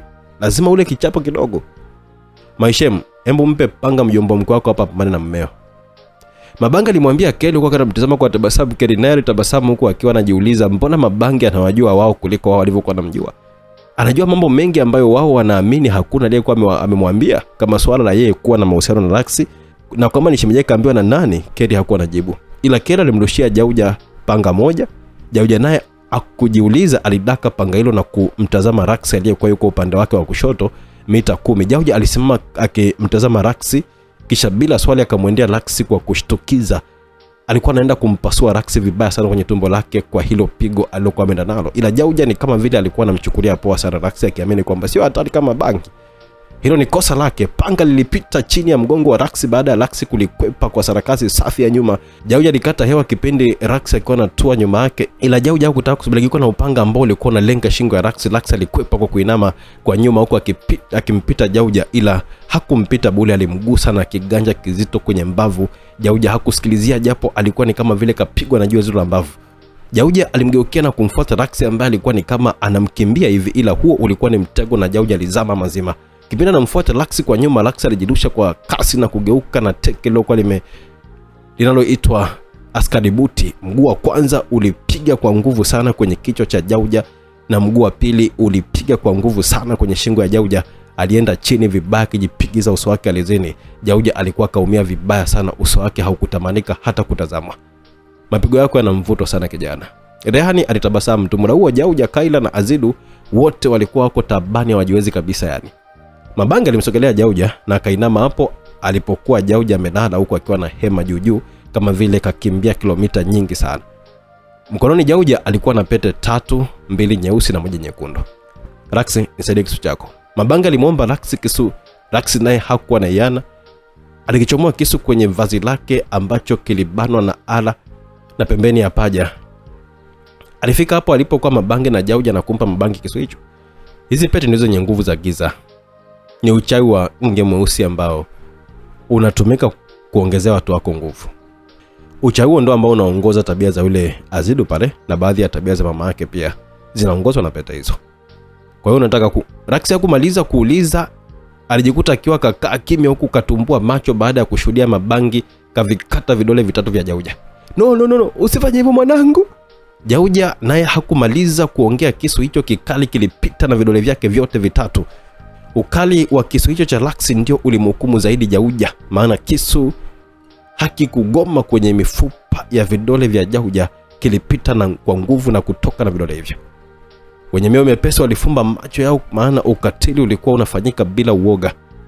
Unajua wengi ni wapiganaji hapo na uoga wanachinja watu na kuwaumiza, ila kumchinja au kumkata mtu ambaye katulia hapambani ni jambo linalohitaji ujasiri mkubwa sana. Tofauti na mtu ambaye anapambana kumfanyia ukatili ni rahisi sana, kwa sababu usipomfanyia wewe anakufanyia wewe. Jauja alipiga kelele za maumivu makali sana. Mabangi hakupenda kelele za Jauja, alikizamisha kisu kwenye mdomo wa Jauja na kuchomoka na ulimi wa Jauja. Hapo sasa Jauja alikuwa anazidi kugumia kwa maumivu, kwa sauti yake ilikuwa ni ya kugugumia tu, kwa kugunaguna tu. Mabangi hakujali kabisa kama huyo ni mjomba wake. Leo hii Nyoni, Mr. D na IGP walikuwa wanashuhudia ule ukatili wa Mabangi live kabisa bila chenga. Yaani haihitaji kisembusi wala kulipia bando. Kaka, mbona umemkata ulimi? Hatujamuuliza chochote kile. Daktari alimuuliza Mabangi. Kila kitu anajua dadake yule pale, yeye atatueleza. Mabangi alikuwa amemjibu Raksi kwa kumtazama usoni. Mabangi alikuwa amegundua kuna huruma ipo kwenye sura ya Raksi juu ya ukatili aliokuwa amefanyia Jauja. Raksi ni mpiganaji mkubwa na mzuri sana, ila kazi kama hii hapa unaweza kupata ugumu kwenye huruma ndogo sana sio kwa msingi. Unajua kwa nini kijini simba kijaa kwenye mtego na kijiji wanamuua kwa hasira sana, kisha uaga wanatunza ngozi yake na fuvu kama kumbukumbu? Mabanga alikuwa amemuuliza Raksi. Mazungumzo yao yalikuwa yanafuatiliwa kwa ukaribu sana na kila mmoja, huko Keli akifurahi sana kuona watu hao wawili hatari wanazungumza kindogo zaidi, kwa sababu simba mpaka wana kijiji wakimtega ujue tayari kafanya maafa.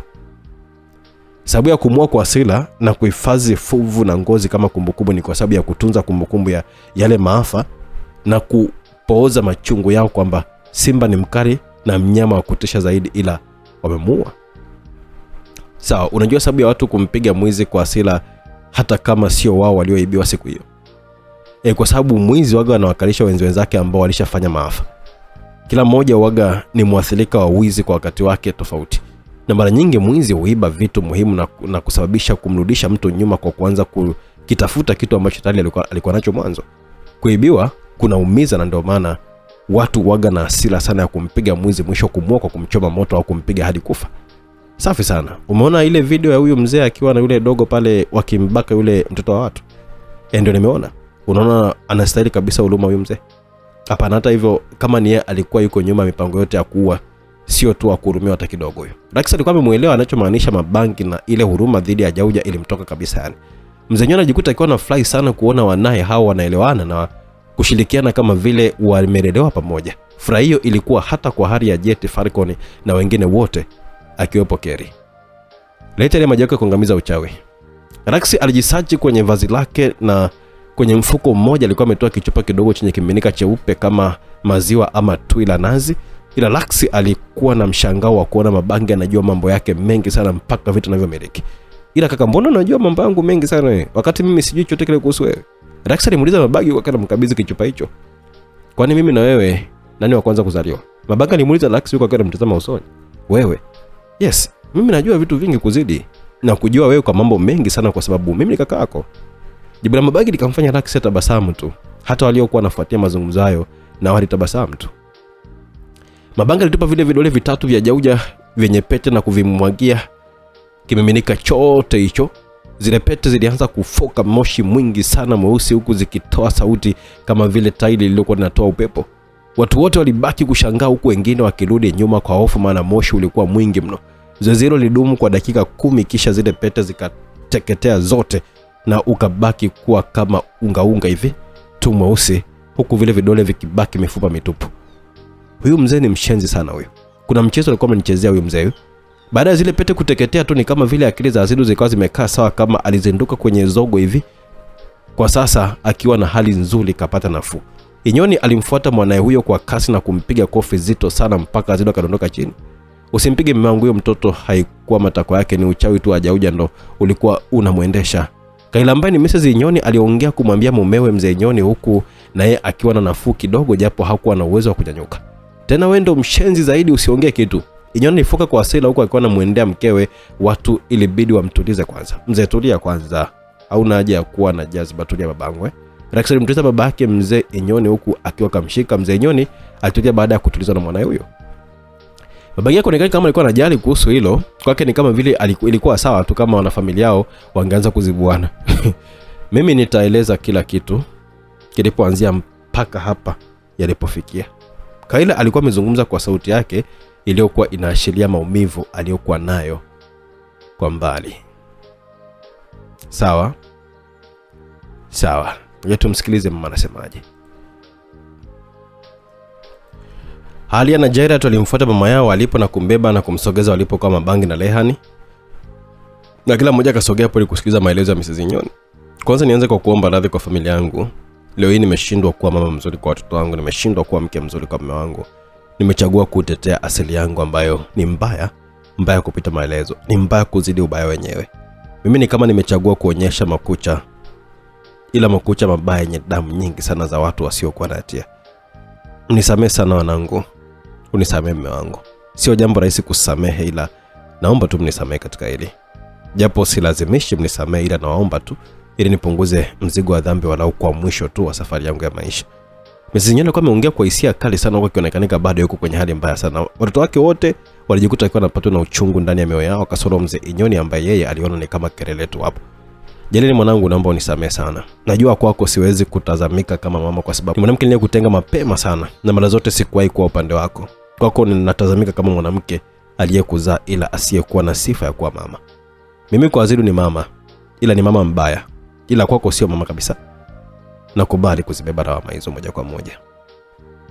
Msinyoka ameendelea kuongea kujihukumu kwa maneno ambayo yalizua huzuni kwa wengine. Mabangi ni kama vile alikuwa hasikii maneno hayo ya mama yake. Naomba hata nikushike kichwa alau mashavu mwanangu. Kufanya hivyo kuna amani nitaipata ndani ya moyo.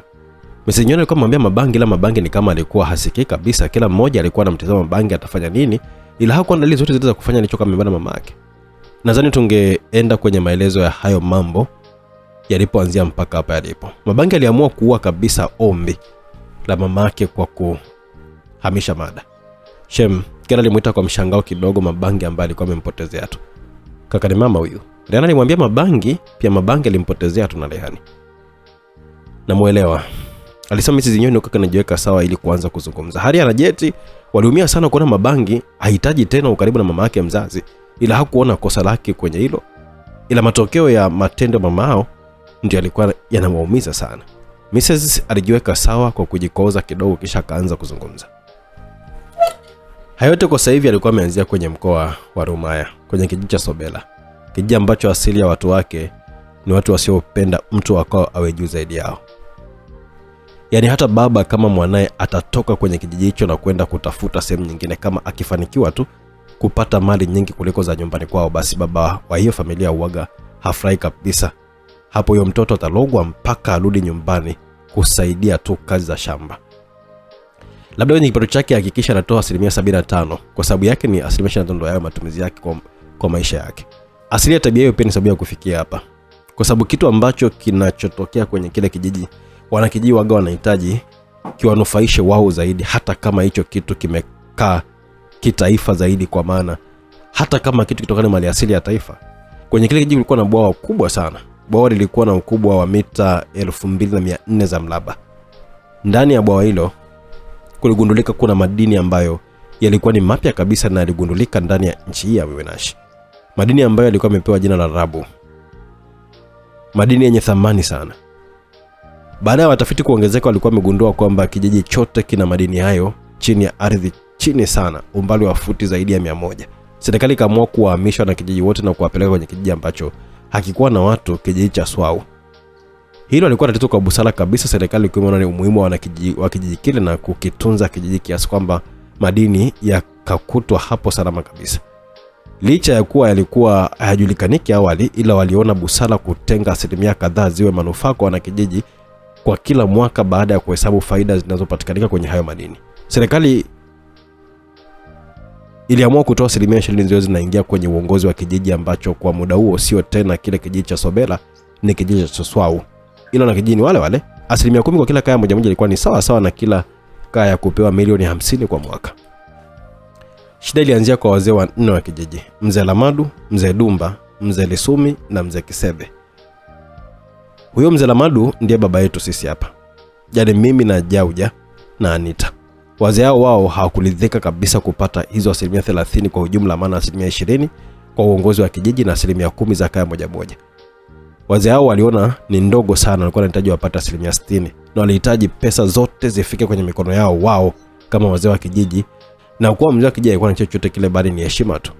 Serikali haikuwazingatia kabisa, zaidi ya kusema kuwa kama serikali ingeweza kuamua wasitoe chochote kile kwa sababu ile ni mali asili ya nchi. Shida ikaanzia hapo. Wale wazee kwanza sijui walikuwa wamefanya vipi, ila zile 20% za kijiji zote zilikuwa zinaingia kwao, ambazo ni sawa na bilioni 2 kila mwaka. Zingetumika vizuri, basi Swau kilikuwa ni kijiji tajiri zaidi ndani ya bara lote hili. Hata nchi ingelikuwa inapanda kwa kasi sana kiuchumi kutokana na kodi za watu wa Swau, na ingelikuwa inatoa matajiri wengi sana. Ila hata zile 10% za kila kaya ambazo ni milioni 50 kwa mwaka, kaya zilikuwa zinapata milioni 5 tu na kila mwaka. Wazee hao waliamua kutafuta nguvu. Lengo lao lilikuwa ni kukiteka kile kijiji chao cha mwanzo cha Sobela na kufanya kujitegemea kama nchi. Kweli walitumia pesa hizo kutafuta nguvu, na hapo wakafanikiwa kumpata mzungu mmoja wa Uingereza ambaye kule kwao walikuwa ni muasi wa kigaidi. Wao walimleta nchini kwa siri na kuanza kufanya naye kazi. Mzungu huyo alikuwa ni kijana tu, alikuwa anajulikana kwa jina la Mackelson David. Mike alifanikiwa kutengeneza kundi la kigaidi ambalo aliweka kwenye kisiwa kimoja hivi kwenye bahari inayopatikana kwenye nchi hapa. Kisiwa ambacho kilikuwa hakitumiki kwa shughuli yoyote ile. Kwa kazi hiyo nzuri ya Mike alizawadiwa mke ambaye alikuwa ni binti wa Mzee Lisumi. Binti huyo ndiye aliyekuwa amewazaa ni Tita na Nikita, hao mapacha. Mpango wao ulikuwa ni kutumia magaidi hao ili kukiteka kile kijiji cha Sobela, na magaidi hao watumie kama jeshi lao kwenye kijiji hicho ambacho walikuwa wamepanga kukifanya kuwa nchi. Ila lengo lao halikutimia baada ya kikosi cha MSIS kuvamia kwenye kisiwa ambacho kilikuwa na magaidi wao. Kiukweli magaidi walikuwa na uwezo mzuri sana na silaha nzuri. Walifanikiwa kuwaua majasusi wengi sana, akabaki mmoja tu ambaye ni Dago. Kwa sasa hivi tunatambua kwamba ni huyo hapo Mr. D. Mmejua kama Mr. D ndo Dago. Inyona alimuuliza mkewe. Mifumo yetu ipo kwa Jauja, hivyo ufuatilia kila mazungumzo mnayokuwa mnayafanya. Kwa hiyo siku ambayo Mr. D anakutana na mwanae Kerry, tulisikia kila kitu. Mifumo ya usalama ndo mnaidukua kirahisi hivyo? IGP na alikuwa ameuliza. Yenyewe mwenyewe mruhusu taasisi kushirikiana. Kwa hiyo Jauja alikuwa ni RPC, alikuwa amefika maeneo mengi sana ya usalama ili kupanga ulinzi na viongozi wenzake. Hapo ndipo alipokuwa ana nasa access za idara nyingi sana. Aendelea. Dago yeye ndiye alikuwa amefanya mipango ibadilike na kuanza rasmi kuwa kunda Death Riders. Hiyo ni baada ya kuwaua magaidi wote. Mzee Ramadu kama kiongozi aliamua kubadilisha mpango. Alisafiri mpaka kwenye nchi ya Hanaka, huko alienda kutafuta nguvu zaidi. Kipindi yake akiwa anasafiri huko aliacha mpango wa yule Miki kutengeneza kikosi kingine cha gaidi, na safari hiyo Miki mapema sana alikuwa amekamatwa na kuuawa akiwa kwenye harakati zake zile. Na kazi hiyo ilifanywa na Dago, na hakuifanya kama SIS, alifanya akiwa kama Nasuri na kikosi chake cha Nasuri. Mzee Ramadu alirudi akiwa na hasira sana, maana taarifa zote alizipata. Ila alirudi akiwa na nguvu za Black Scorpion. Pia alikuwa na walimu ambao watawafunza watu mapambano na kuwapandikiza hizo nguvu na matumizi yake. Hapo sasa ndipo rasmi na kijiji cha Swau kilianza kuitwa Swau Ram, kwa maana jina la Ramadu lilikuwa limeongezeka kwa ufupi kwenye jina hilo la kijiji hicho, na rasmi walitangaza kuwa kijiji hichi kitajitegemea. Nguvu za kujitegemea zitokea wapi sasa? Maana ukiacha nguvu za mabavu zinahitajika pesa, na kujitangaza kuwa unajitegemea ina maana serikali inaacha kukupa hata zile 30%. Kila kama umeuliza. Hapo tayari serikali imeshaacha kutoa 30% baada ya kugundua kuna mipango ya kigaidi inafanyika kule. Na walikuwa wanasubiri ushahidi ukamilike ili wachukuliwe hatua. Ila nguvu ya pesa ilikuwepo kutokana na wizi kwenye mabanki kwa mitandao na kuvamia. Kama tu wewe na wenzako, kazi mlizokuwa mnapewa zilikuwa zimeanza kitambo sana. Ila pia biashara madawa kulevya, mbeno ya tembo, ngozi za wanyama, kiufupi biashara haramu ndo zilikuwa zinaleta pesa na nguvu kubwa sana kwenye kundi. Hapo bado walikuwa na lengo la kumiliki Sobera au? Raksa alimuuliza Mrs. Nyoni. Hapo mpango ulibadilika. Mpango ukawa ni kufanya mapinduzi na kuichukua nchi nzima ya Myonashi kinguvu. Mrs. Nyoni aliendelea kuzungumza baada ya kujibu maswali. Serikali ikajaribu kuzuia, ila waligundua kwamba Swaulam ina wanajeshi wake kwa kipindi hicho na ilikuwa ni ngumu sana kuingirika. Ila pia hata kama ukifanya kama vita, bado ndani ya Swaulam wapo watu wasiokuwa na hatia ambao kimsingi bado ni watu wa Myonashi. Ilibidi tulie kuangalia njia nzuri ya kuweza kupambana nao. Ila kipindi hicho ndipo Death Riders walivyokuwa wanazidi kujimalisha, na hayo yote sisi tulikuwa tumezaliwa tukayakuta na kusimuliwa. Ila tuliweka kwenye mafunzo makali sana, mapigano na nguvu za ziada za Black Scorpion. Nyoni alikuwa anaongoza sana kuharibu misheni zetu za kuivamia ama kupiga zile sehemu muhimu za Myonashi. Kipindi hicho yeye ni jasusi wa kujitegemea wa idara ya usalama wa taifa MISS. Hivyo nikatumwa mimi nije kwenye maisha yake kama jasusi ili kumpeleza kuisha ripoti za mipango yake na mipango ya MISS kiujumla, japo tulijua haikuwa rahisi. Ni kweli nilikutana na Nyoni Ngarawa restaurant ambako alikuwa anapenda sana kwenda kunywa supu ya pweza hapo. Mazoezi yalianzia hapo mpaka kuwa na mahusiano mpaka kufikia ndoa. Kwa upande wa Dago, yeye Dago alikuwa anafanya kazi za kuwasaka members muhimu wa DR na kuwaua. Mpaka kipindi hicho alikuwa amewaua Dumba na Mzee Risumi na Miki ambaye ndo alikuwa ni baba yao Nikita na Nitita.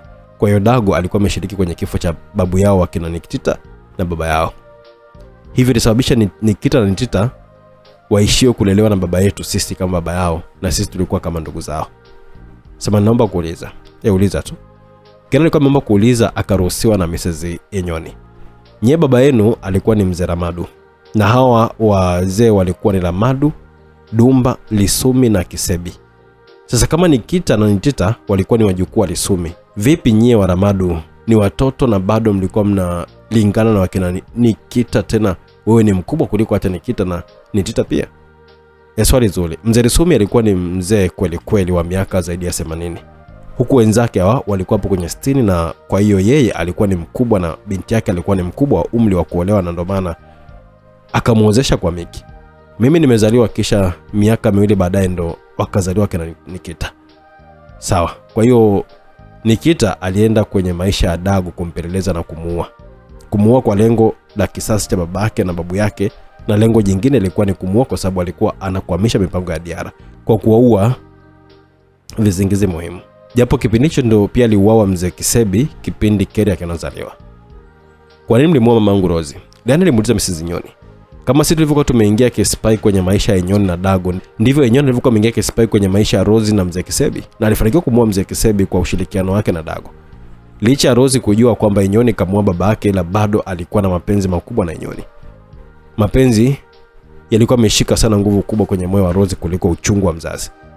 Hiyo yote kwa kuwa alikuwa anajua babake sio mtu mzuri na sehemu kubwa ya maisha yake ni kumwaga damu za watu na kudhulumu maisha ya watu wengine ili aishi. Hivyo moyo wake uliweza kupokea haraka sana kifo cha babake kwa ridhaa kuliko kumchukia Inyoni, licha ya kutambua kwamba alimoa yeye kwenye majukumu yake ya kijasusi. Ila ndio ilikuwa mifungo ya ukweli na walikuwa na watoto wawili, hivyo alichukua tena Inyoni kama mume wake. Ilikuwa ni lazima watumwe kwa sababu licha yeye kuwa hana chembe zote za ugaidi, ila alikuwa anajua siri nyingi za Diara. Hivyo ilikuwa ni hatari sana kumwacha hai wakati anajua siri zetu nyingi mno na haonekani kutaka kuungana na sisi. Ilikuwa ni lazima afi. Pia tusingeruhusu aishi na mtu ambaye anahusika kutukwamisha, na kwa kipindi kile aliturudisha nyuma kabisa. Yani, mbona ulikuwa unaishi na Nyoni? Kera alimuuliza Mrs. Nyoni. Mimi nilikuwa naishi kwa malengo maalum, japo mimi pia mapenzi yalinizidi na kunipunguzia lengo, na kujikuta nikiwa nimeamua kuishi kama mke na mama wa familia, licha ya kwamba bado nilikuwa nipo kwenye kazi ya kumpeleleza. Mimi pia nilichochea Rose kufa kwa sababu ya wivu, maana mimi ndiye nilikuwa mke wa kwanza kwa Nyoni. Sawa, wakina Nikita walikuwa na mama au mama yao naye aliuawa? Hapana, mama yao alikufa tu kwa mipango ya Mungu, kwa homa tu. Homa ilikuwa ni kali ndio ilikuwa imeondoa duniani. Na mamake Rose je? Mamake Rose aliuliwa na mume wake Mzee Kisebi. Kwa sababu mamake Rose alikuwa mara kwa mara anamtaka mumewe aachane kabisa na kazi za ugaidi na kuua watu. Mwisho Mzee Kisebi aliamua kumuua mama Rose baada ya kuona anamkerakela kumpa na saa za maisha na kumtaka aachane kabisa na mipango yake. Ndio maana Rose alikuwa kalizika babake afiki rahisi, kumbe babake ndiye alimuua mamake. Maswali yake alikuwa ameweza kumpatia majibu kwa nini Rose, yani mama yake na Rehan, alikuwa ameridhia babake kufa. Mrs. Nyoni aliendelea kuzungumza. Basi kwa Nikita, yeye alifanikiwa kumuua Dagu kama tulivyoamini kipindi kile, bila kujua kwamba tulipokuwa tulikuwa tumetegwa pia. Tumecheza tulipochezewa. Kwa Rose pia tuliamini kwamba amekufa siku ile alivyokuwa amevamiwa na watu wetu kwenye gari lake, kumbe Rose ndo alikufa, ila wanae wako hai na baba yao anawatambua na wapo chini yake, licha ya Raksi kutokujua kama yupo chini ya baba yake. Mimi kama mapenzi yananizidi yanaweza kufanya nisiweze kufanya kazi kwa ufanisi, japo hapo ndipo alipoamua kuzipandikiza nguvu za giza kwa Jauja, na Jauja yeye akawa ananiongoza kila anapokuwa naamua kuregeza roho yangu. Jauja anatumia nguvu za giza kuniendesha, na ndo nguvu zilizokuwa zipo kwenye zile pete pale. Kwa muda wote huo nilioishi na Nyoni, nilifanikiwa kuharibu mipango mingi tu ya kijeshi ambayo nilikuwa naifahamu, kasoro ile asili zaidi ambayo sikuweza kujua.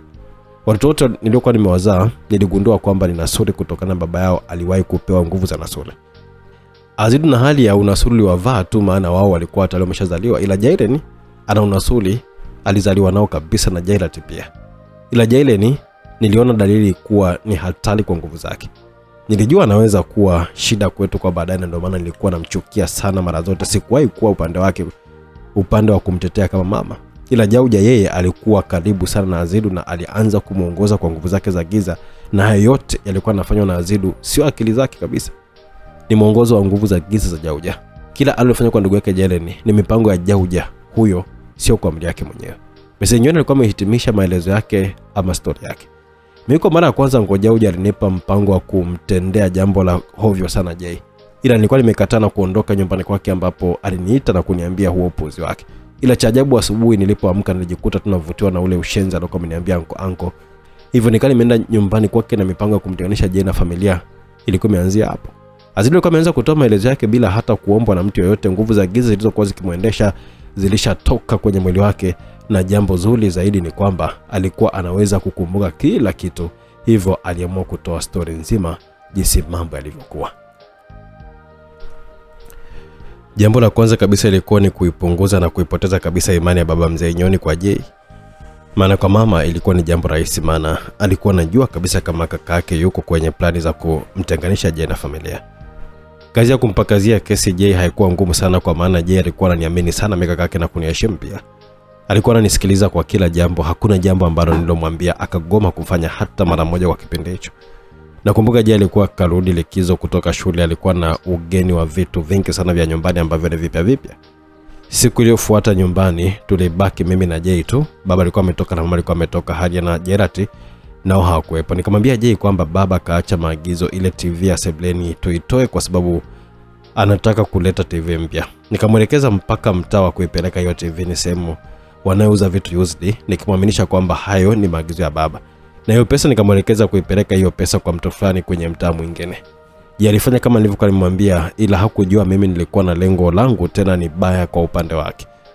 Hakukuwa na maagizo ya TV kutolewa na sehemu nilikuwa nimemtuma apeleke pesa ni kwenye kijiwe cha Kamali. Kwa hiyo nilichokifanya mimi ni kuwafuata baba na mama na kuambia kwamba tumfuatilie Jay, nikidai kwamba amekuwa na tabia mbaya za wizi na kucheza kamari. Baba na mama walikubaliana na mimi, maana tulimfuatilia Jay akiwa hajui. Hapo baba na mama waliona kama Jay kaenda kuuza ile TV ya nyumbani na mwisho alikuwa ameenda kuishia kwenye kijiwe cha Kamali. Baba aliamini moja kwa moja kwamba mwanae Jay ni mwizi na mcheza kamari. Ila mama yeye alikuwa anajua kwamba huo ni mchezo, ila tayari alikuwa ameshajenga choki kwa Jay, hivyo yeye ndo alikuwa anazidi kuchochea hasira za baba ambaye alikuwa kachukia sana. Nakumbuka wazi kabisa ile siku Jay alienda kulala kwenye kituo cha polisi chini ya IGP huyo. Nadhani anakumbuka hapo. Yaani kweli naikumbuka hiyo siku, ni mimi ambaye nilikuwa nimefanya zoezi la kumwadhibu Jay kwa kumchapa bakora nyingi sana akiwa yuko uchi kipindi hicho mimi na RPC. IGP alithibitisha kwamba ni kweli alikuwa amempokea Jay akiwa kapelekwa kituoni kwake na rafiki yake Enyoni. Enyoni alikuwa anajizuia kutoa machozi, roho ilikuwa inamuuma sana kwa kugundua kwamba alikuwa na mhukumu naye bila kosa. Hilo la kwanza nalo likawa limepita, maisha yakaendelea, ila baba tayari hakuwa na mapenzi na Jay kama awali. Maana kwenye familia yeye pekee ndo ambaye alikuwa mwenye tabia mbaya zilizokuwa zinachafua sifa za familia na wazifa wake pia ndani ya nchi. Watu ambao walikuwa kwa upande wa Jay ni Hari na Jayla na shangazi yetu ambaye yeye alikuwa hana imani kabisa kama Jay alikuwa amefanya tukio hilo kwa akili zake, huku yeye akiamini huenda Jay amerogwa. Shangazi alikuwa anamtetea sana Jay na wakina Hari pia. Tukio la pili kubwa, kipindi fulani Jay alikuwa anatoka shule na kurudi nyumbani. Mimi nilikuwa niko mkoani Gobogo na yeye lazima apite Gobogo kwenda shule kwao mkoani Mbeya. Na kwa bahati nzuri alikuwa anaenda na simu shule. Mimi nikawa nimetumia nafasi hiyo kumwambia aje nilipokuwa mimi kwenye hoteli fulani hivi pale Gobogo. Mimi nilikuwa nipo kwenye chumba cha hoteli na wanawake fulani hivi wawili. Ni makahaba tu. Nilikuwa nawalipa kwa kazi maalum. Mezani kulikuwa kumechafuka kwa pombe nyingi sana, sigara na bangi pia. Pia kulikuwa na begi lenye pesa. Hilo begi mimi nilikuwa nimeliiba. Lilikuwa ni begi la mzee Nyoni lililokuwa na pesa zake sijui za nini, ila zilikuwa za kazi maalum za kijeshi nadhani. Hapo ndipo nilipokuwa namtega Jay bila kujua. Kwa bahati mbaya ama nzuri, Jay alikuwa ananiamini mno na alikuwa anaamini kila nilichokuwa na kinatokea. Bahati mbaya tu hivyo alikuwa amekuja mpaka kwenye chumba hicho ambacho mimi nilikuwepo, na alishtuka kunikuta niko na wanawake wawili na videvi vingi sana kwenye meza, ila nilimtoa hofu kwa kumwambia kwamba hatojua mtu yote ule. Kisha nikawa nimemshawishi anywe pombe kidogo. Alikuwa amekataa, akasema kwamba ana safari ya shule, itakuwaje akinywa pombe. Nikamwambia kwa kuna pombe nyepesi haina madhara, mshijara kubali kunywa kidogo. Hapo alizama kwenye mtego wangu. Nilimwambia yeye abaki pale na hao dada mie, kuna sehemu naenda, nitarudi baada ya dakika 20 hivi. Yeye hakuwa anapingamiza kama ametulia huko ndani. Mbaya zaidi nilikuwa nimemwacha na wale wanawake, mmoja akiwa kwa upande wake wa kushoto na mwingine kwa upande wake wa kulia. Wote walikuwa wamekaa kitandani. Mbele yao kukiwa kuna meza ya vinywaji. Mimi muda wote nilikuwa nampigia manager wa hoteli hiyo kwamba ampigie mkuu wa majeshi mzee Nyoni amwambie mtoto wake hapo yuko hapo kwenye hoteli yake anakula bata. Namba mimi ndo nilikuwa nimempatia manager huyo. Baada ya dakika 7 tu hivi baba mzee Nyoni alikuwa amefika kwenye hoteli hiyo, maana taarifa alikuwa amepewa muda mrefu kidogo na alikuwa ametumia helikopta. Ni kweli mzee Nyoni alimkuta Jay kwenye chumba hicho akiwa na wanawake wawili, tena wanawake ile kusikia kuna kurupushani za watu kuingia ndani ya chumba hicho ndo alipoanza kumshika Jay ili kumwaminisha mzee Nyoni kwamba wapo na Jay kwa makubaliano. Mezani kulikuwa kuna vilevi vingi sana na begi la pesa. Mzee Nyoni aliamini kwamba Jay kamuibia pesa na badala ya kwenda shule kaenda kuzitumia hizo pesa kwa kufanyia starehe, tena starehe ambazo hazikuendana hata na umri wake kwa kipindi hicho. Kitu ambacho nilifaulu sana ni kwamba mzee Nyoni hakuwa kabisa na muda wa kufanya upelelezi wa matukio yale zaidi ya kuamini moja kwa moja, kwa kuwa alikuwa anamkuta Jay na ushahidi kabisa. Jay kupewa nafasi ya kujitetea hiyo siku, mzee Nyoni alimchukua Jay na kwenda naye kambini kwao. Alimpiga sana Jay mpaka alizimia zaidi ya mara 3. Kisha wiki moja baadaye alipelekwa shule. Mimi sikuishia tu hapo, nilifanya mpango wa kumuua kabisa meneja hoteli hiyo ili kesi mrudie Jay aonekanike kumuua meneja baada ya kumsema kwa mzee Nyoni. Ni kweli mzee Nyoni aliamini hivyo.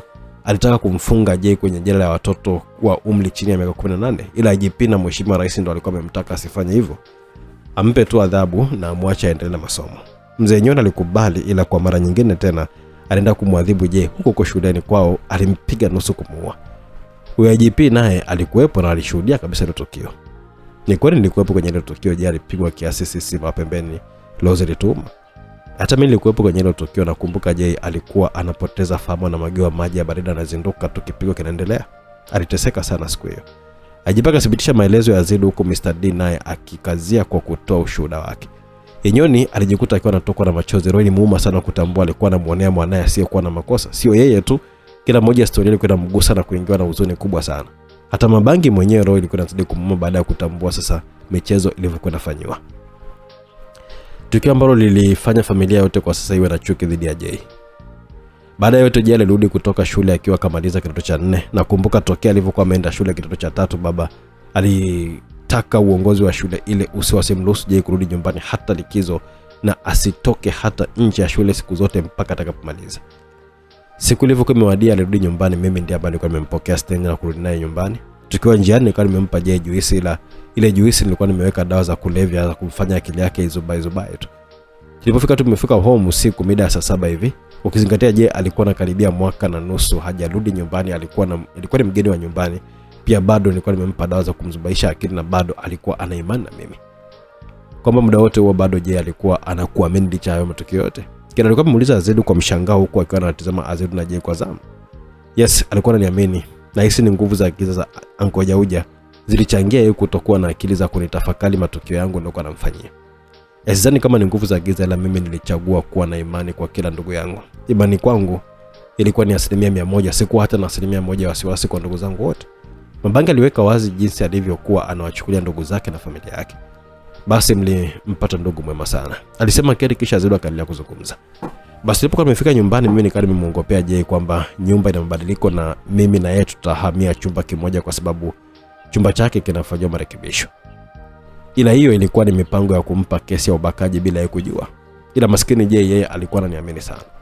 Kwa kuwa nilikuwa nimempa juisi yenye dawa za kupumbaza akili, basi aliamini hata kwa maelekezo ya kipuuzi ambayo nilikuwa nampa. Nilimwambia chumbani tani mbovu hivyo asijisumbue kuwasha. Ila pia nilikuwa najua kwamba Jay alikuwa na tabia ya kulala bila kuoga akiwa na uchovu, hivyo nikamsitiza akaoge kabla ya kulala. Vyumba vyote vilikuwa na bathroom ndani. Tabia nyingine ambayo ilikuwa ni pointi kwangu, Jay alikuwa na kawaida ya kuvua nguo nje ya bafu kisha ndo anaingia bafuni. Hiyo ilikuwa ni pointi kwangu. Chumba nilichomwelekeza Jay ilikuwa ni chumba alichokuwa analala Jairat na Haria. Yeye alikubali kwa sababu alikuwa ni mgeni wa nyumbani na akili yake ilikuwa kwenye pumbazo. Kipindi Jay alikuwa anaenda chumbani, mimi nilikuwa nimeenda kuamsha baba na mama na kuambia kwamba Jay anataka kuwabaka Haria na Jairat. Na leo nilikuwa nimeshawaambia muda mrefu sana, ili siku hiyo ilikuwa ni kuwathibitishia tu. Tulikuwa tumeenda mpaka kwenye chumba hicho na kufungua mlango kwa fujo. Wote tulikuwa tumeingia ndani na kuwasha tatu. Kamkuta Jay kavua nguo zake kabaki na boxer ambayo pia ndo alikuwa anataka kuivua. Mimi ndiye ambaye nilikuwa nimeanza kumshambulia kwa maneno kwamba ni mbakaji. Hata baba na mama nao walikuwa wameanza kumshambulia kuwa ni mbakaji wakiwa na hasira sana. Hana Janet nao walikuwa wameshtuka kutoka usingizini, waliamini hivyo maana Jay alikuwa yuko kavaa boxer tena ndani ya chumba chao, nguo zake zikiwa ziko chini. Walikuwa wanajua wazi kabisa kwamba Jay ana chumba chake. Sasa kwa nini aje usiku kwenye chumba chao? Hakuna mtu alikuwa ameanza chochote kile zaidi ya kuamini tu. Kiufupi nilifanikiwa kuiteka familia nzima kihisia na kila mmoja alibeba na mihemko. Hiyo siku ndio Jay alikuwa ametambua kwamba mimi simpendi, maana nilikuwa ni kiongozi wa kumsimanga kwa maneno ya kejeli na kuchochea kwamba afukuzwe. Azidu alikaa kimya kidogo akifuta machozi yake. Alikuwa na sikia uchungu na huzuni kubwa, japo yeye ndiye alikuwa mzungumzaji na mtendaji mkuu hayo maovu. Jay familia nzima ilichagua kumpiga, hadi mimi kasoro Jairat tu. Janet ndo ambaye hakueleweka kama alikuwa amekubali kwamba Jay ni mbakaji au ni vipi, maana hakuzungumza chochote kile wala hakushiriki kumpiga Jay. Hali ndiye alikuwa na hasira za kupitiliza. Saa 9 usiku Jay alifukuzwa nyumbani. Ilikuwa ni swala la huzuni mno la kikatili, ila watu walikuwa na hasira, hakuna aliyejali. Saa 9 usiku Jay aliondoka nyumbani huku akipata huruma ya Jairat peke yake ambaye aliwahi kumtupia begi lake lenye nguo kipindi mzee Nyoni akiwa anafunga geti. Hapo ndipo maisha ya mtaani yalipokuwa yameanza rasmi. Ila sikuishia hapo. Jay baada ya kuondoka nyumbani alikuwa na ukaribu na shangazi na alikuwa anaenda kula hapo nyumbani kwa shangazi ambaye ndo alikuwa anamtetea sana.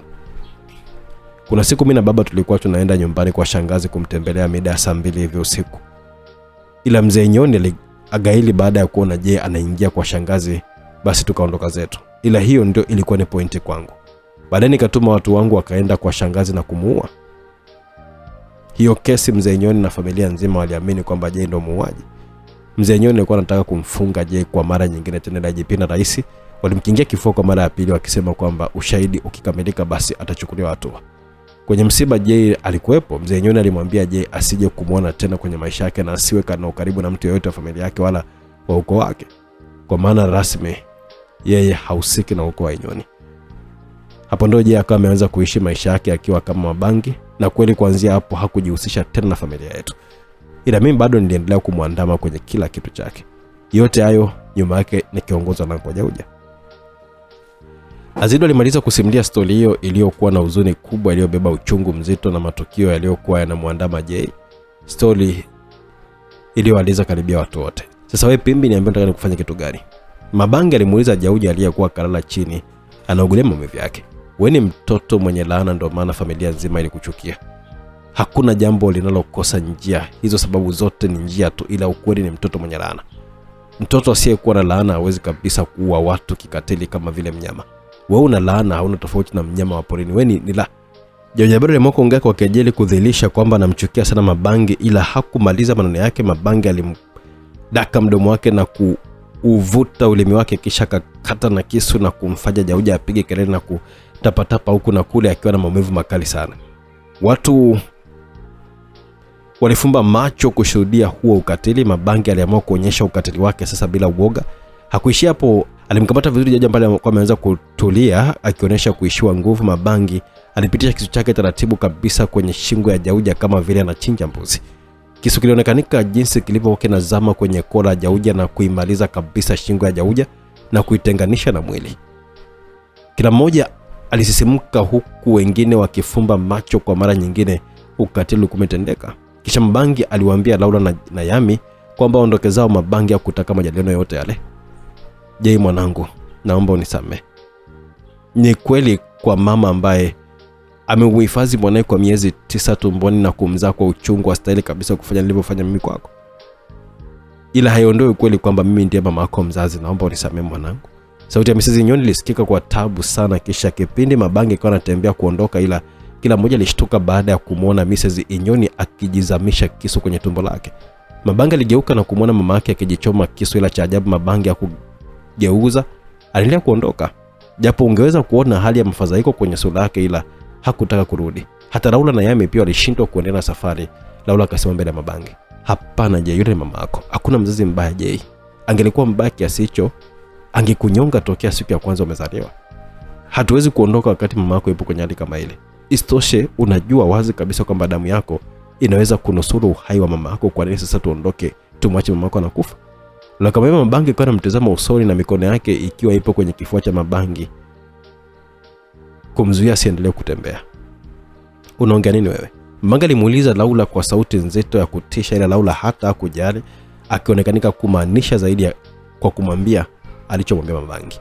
"Hata mimi siungani na wewe Jay. Hatuwezi kuondoka hapa katika hali kama hii." Yami naye alizungumza kumunga mkono Laura.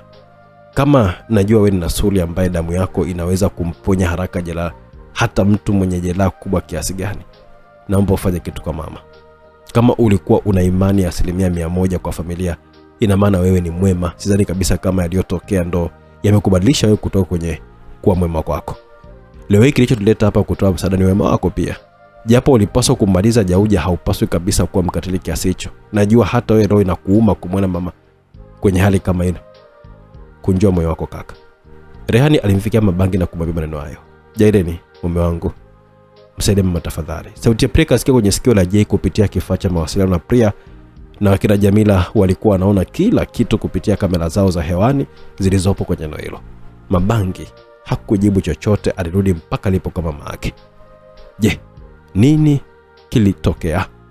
Hayo na mengine mengi msikilizaji, ndani ya Kona ya Msalitiwa sehemu ya 8 na ya mwisho kabisa tutapata kuyajua kwa uzuri sana.